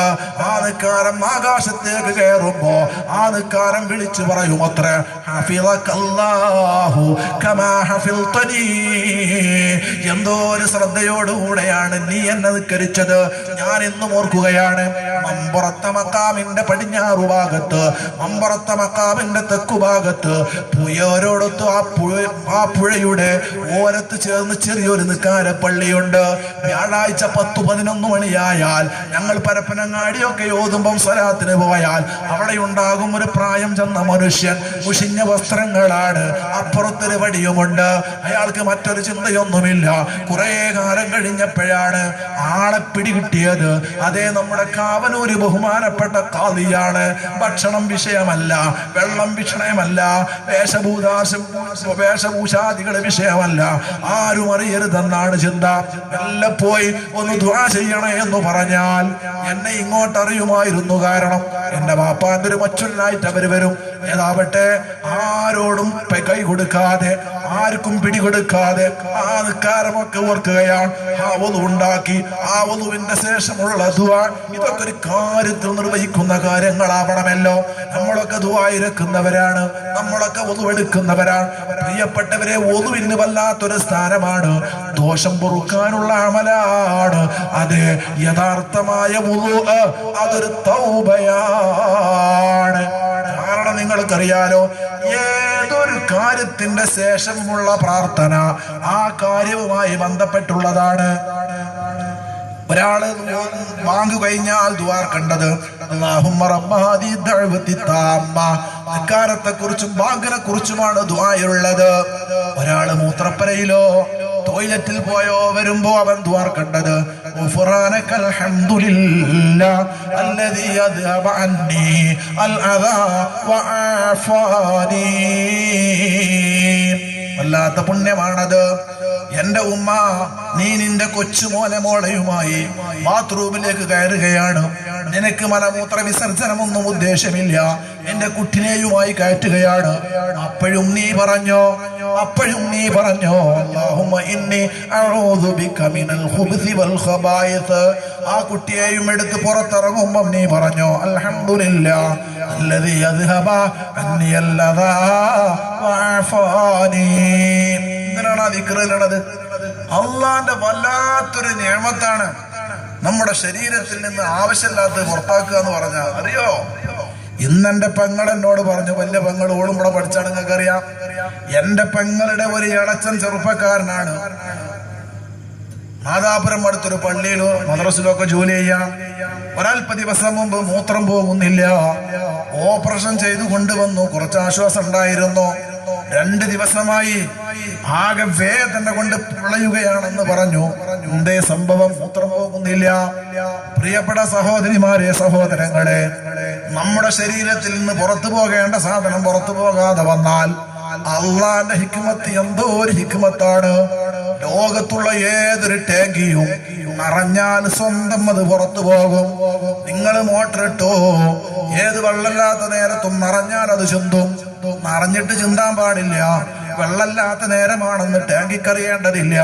നിങ്ങൾ സ്വിച്ച് ഓഫ് ആക്കാൻ വൈകിയാൽ വെള്ളം 4 ഭാഗത്തേക്കും പോകും. പക്ഷെ നിങ്ങൾ ദാഹത്തിന്റെ നേരത്ത് വന്നു വെള്ളം അത്യാവശ്യം അങ്ങനെ കുടിച്ച് നിങ്ങളെ ടാങ്ക് ഫുള്ളായാലും അത് സ്വന്തം ഒഴുകൂല. നിങ്ങളെ ബ്രെയിൻ അത് വിവരം കൊടുത്തു പുറത്താക്കാൻ സമയമായെന്ന്. അങ്ങനെ നിങ്ങൾ ബാത്റൂമിലോ ടോയ്ലറ്റിലോ പോയി നിങ്ങളത് പുറത്താക്കുമ്പോഴാണ് പുറത്താക്കുന്നത്. എന്നാലോ ആവശ്യമില്ലാത്തത് മാത്രമാണ് പുറത്താക്കുന്നത്. മുഴുവനും പോയാൽ അത് വല്ലാത്ത അസുഖമാണ്. തീരെ പോകാതിരുന്നാൽ അത് വല്ലാത്ത അസുഖമാണ്. സ്വഹീഹായ ഹദീസ് ഒന്നുമല്ല, യഹ്യ ഇബ്നു മുആദ് റാസി എന്നവര് പറഞ്ഞതാണ്, മൻ അറഫ നഫ്സ, ഒരാൾ സ്വന്തം തടിയെ മനസ്സിലാക്കിയാൽ നമുക്ക് നമ്മുടെ കണ്ണിനെ കുറിച്ച് അറിയൂല. ഇവിടെ അടുത്തൊരു കാക്ക ബാപ്പാക്ക് അസുഖമാണ്. അയാളെ ബാപ്പാക്ക് എന്താണ് അസുഖമെന്നറിയോ? കണ്ണ് കൂടുന്നില്ല. ലക്ഷക്കണക്കിന് ഞരമ്പ് ചികിത്സക്ക് വേണ്ടി ലക്ഷക്കണക്കിന് രൂപ ചെലവാക്കി. എന്താ അസുഖം? കണ്ണ് കൂടുന്നില്ല. നമ്മുടെ കണ്ണൊന്ന് കൂടാഞ്ഞാൽ, നമ്മുടെ തുറന്നു വെച്ച കണ്ണൊന്ന് അടയാഞ്ഞാൽ, അല്ലെങ്കിൽ അടഞ്ഞ കണ്ണൊന്ന് തുറക്കാഞ്ഞാൽ സഹായം കൊണ്ട് തുറന്നിട്ട് കാര്യമില്ല. ആ കണ്ണിന്റെ വെള്ളമൊന്ന് പറ്റിയാൽ തബാറക സൂറത്ത് 30 ആയത്താണ്. അവസാനത്തെ ആയത്തിൽ പറഞ്ഞു, ഇന്ന സുബ്ഹാനഹുക്കും ഗൗറാ, ഇന്ന സുബ്ഹാനഹുക്കും ഗൗറാ ഫമയതികും ബിമാഇൻ മഈൻ. അതിന്റെ ഒരു വ്യാഖ്യാനമാണ്, പല സ്ഥലങ്ങളിലുമുള്ള ശരീരത്തില് ഒരു ജലാംശം അല്ലാഹു തആല തന്നിട്ടുണ്ട്. അതെങ്ങാനും പറ്റിയാൽ ആരാണ് ഉമിനീരെ പടക്കുന്നത്? ഉമിനീരിന്റെ പ്രഭവ കേന്ദ്രം ഏതാണ്? എവിടെ നിന്നാണ് അത് വരുന്നത്? ആരാണ് അതിനെ സംവിധാനിക്കുന്നത്? ഒരാളെ വായിൽ ഉമിനീര് പറ്റിയാൽ അവന്റെ നാക്കനക്കാൻ കഴിയില്ല. രക്തം വമിക്കുമെന്നല്ലാതെ ഒരക്ഷരം ഒഴിയാൻ കഴിയൂല. അവന്റെ കണ്ണാണെങ്കിലും അവന്റെ ചെവിയാണെങ്കിലും മൂക്കാണെങ്കിലും അതിന്റെ ഉള്ളിൽ അല്ലാഹു തആല ചെന്ന ചില നനവുകളുണ്ട്. ചുരുക്കി ഞാൻ പറയട്ടെ, കിഡ്നിയായാലും ഹാർട്ടായാലും അവന്റെ മറ്റു ഭാഗങ്ങളായാലും അത്ഭുതങ്ങളുടെ ലോകത്ത് വെച്ച് ഏറ്റവും വലിയ അത്ഭുതങ്ങളുടെ കലവറകളാണ്. ലോകത്തുള്ള വലിയ വലിയ ഏത് വലിയ എഞ്ചിനുകളായാലും ഏത് വലിയ കമ്പനികളായാലും രാസായുധത്തിന്റെ സൂക്ഷിക്കുന്ന കേന്ദ്രങ്ങളായാലും അതിലേറെ വലിയ അത്യത്ഭുതമുള്ളത് മനുഷ്യന്റെ ശരീരങ്ങളിലാണ്. ആധുനിക വൈദ്യശാസ്ത്രം തന്നെ സമ്മതിക്കുന്നു. പടച്ചോനെ, ആവശ്യമില്ലാത്തത് പുറന്തള്ളിയല്ലോ, ആവശ്യമുള്ളത് മാത്രം അവിടെ വെച്ചല്ലോ. ഇത് വല്ലാത്ത നിഅമത്താണ്. ഈ നിഅമത്തിന് സ്തുതി ചെയ്യാൻ, ശുക്ർ ചെയ്യാൻ എനിക്ക് കഴിയൂലല്ലോ പടച്ചോനെ. എന്നാണ് ഗുഫ്രാനക്ക്, നിന്നോട് ഞാൻ പൊറുക്കലിനെ തേടുന്നു രക്ഷിതാവേ.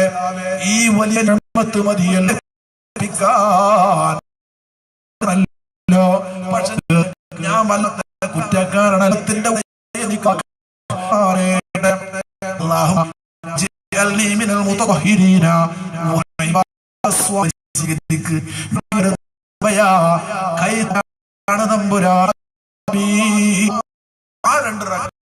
ഞാൻ കുട്ടികളുടെ ആഗ്രഹം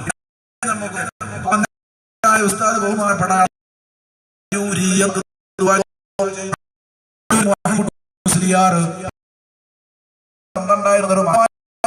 തുടങ്ങിയ ഷബാണ് വന്യരായ ഉസ്താദിന്റെ പോയപ്പോ നിങ്ങളെ ദുആ ചെയ്യുന്നതോ നമുക്ക് വിഷയമല്ല. എന്റെ ലാഭം ലക്ഷമാക്കേണ്ടെന്ന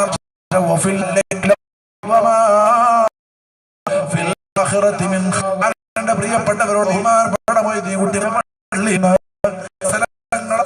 പറയാൻ പ്രവർത്തിക്കാൻ കഴിയില്ല. സാധാരണ ഒരു ഭായ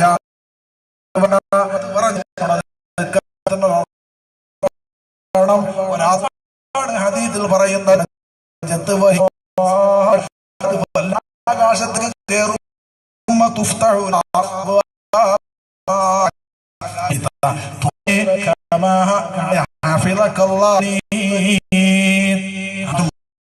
മറിച്ച് അത്ര വർഷക്കാരനൊന്നും അല്ല.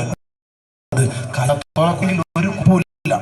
ഞാൻ എന്റെ അടുത്ത് ഞാൻ മാറ്റാലും പള്ളിയിലാണ് നിൽക്കുന്ന മുസ്ലിം സുഹൃത്തെ ഒന്നുണ്ടാക്കാൻ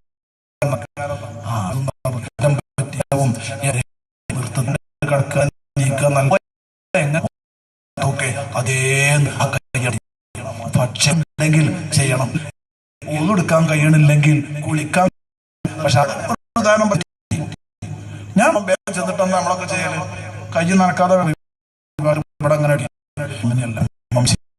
ഒരു കൗൽ ഇമാം പറയണത് കൗൽ വർദ്ധമായ അവസ്ഥയാണ് സത്യത. ഏതായാലും കഴിയണമെങ്കിൽ ശ്രദ്ധിക്കണം. ഞാൻ ഒരു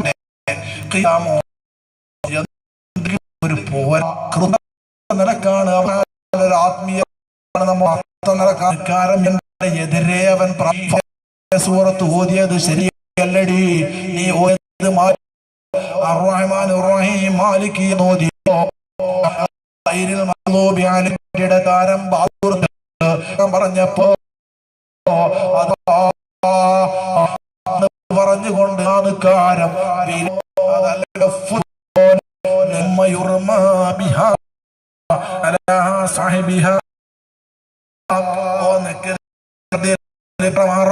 മലക്കുകൾ അവന്റെ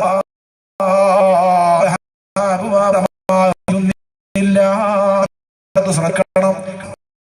മൂത്രിച്ച പക്ഷെ ഒരു വഹിച്ചിട്ട് പെട്ടെന്ന് നിർത്തിവെച്ചാൽ പറഞ്ഞാൽ ചെന്ന് മുദ്രിച്ചു. അവൻ വെള്ളവും വാറുന്നില്ല. നേരെ മറിയുന്നു.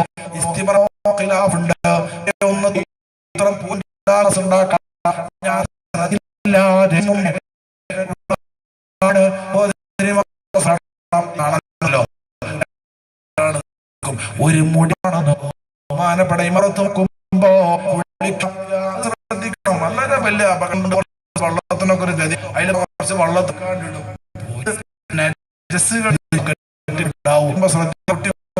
മാതിരി എല്ലാം കൊണ്ടാകണം. ഒരു നിയമമാണ്. അങ്ങനെ വിട്ട് മനസ്സിലാക്കപ്പെട്ട ഞാൻ ഏതാണെന്ന് അറിയാൻ നിസ്കരിക്കേണ്ടത് നോക്ക. കുട്ടികൾക്ക് നമ്മൾ അധികാരമായാലും ചെറിയ നോമ്പായിക്കോട്ടെ ഒക്കെ ചെയ്യുന്നു. എന്ന് പറഞ്ഞിട്ടൊരു ഉംറ നുസുക്കു തതവ്വുഇ ഫലാ ജീവിതകാലമാണ് ഒരാൾ മരിക്കുന്നതെങ്കിൽ അയാളെ ഹജ്ജോ ഉംറയോ ഉപകാരമൊക്കെ ഒന്ന് പഠിക്കണം. ഞാൻ ാണ്ട് പോയിട്ടുണ്ട്. എന്താ അള്ളാഹു അക്ബർ അള്ളാഹു അക്ബർ എനിക്കറക്കാൻ ഇമാമ റുക്കു മറ്റോ പൊങ്ങിയാണ് ഇമാമിന് റുക്കുവോടുകൂടെ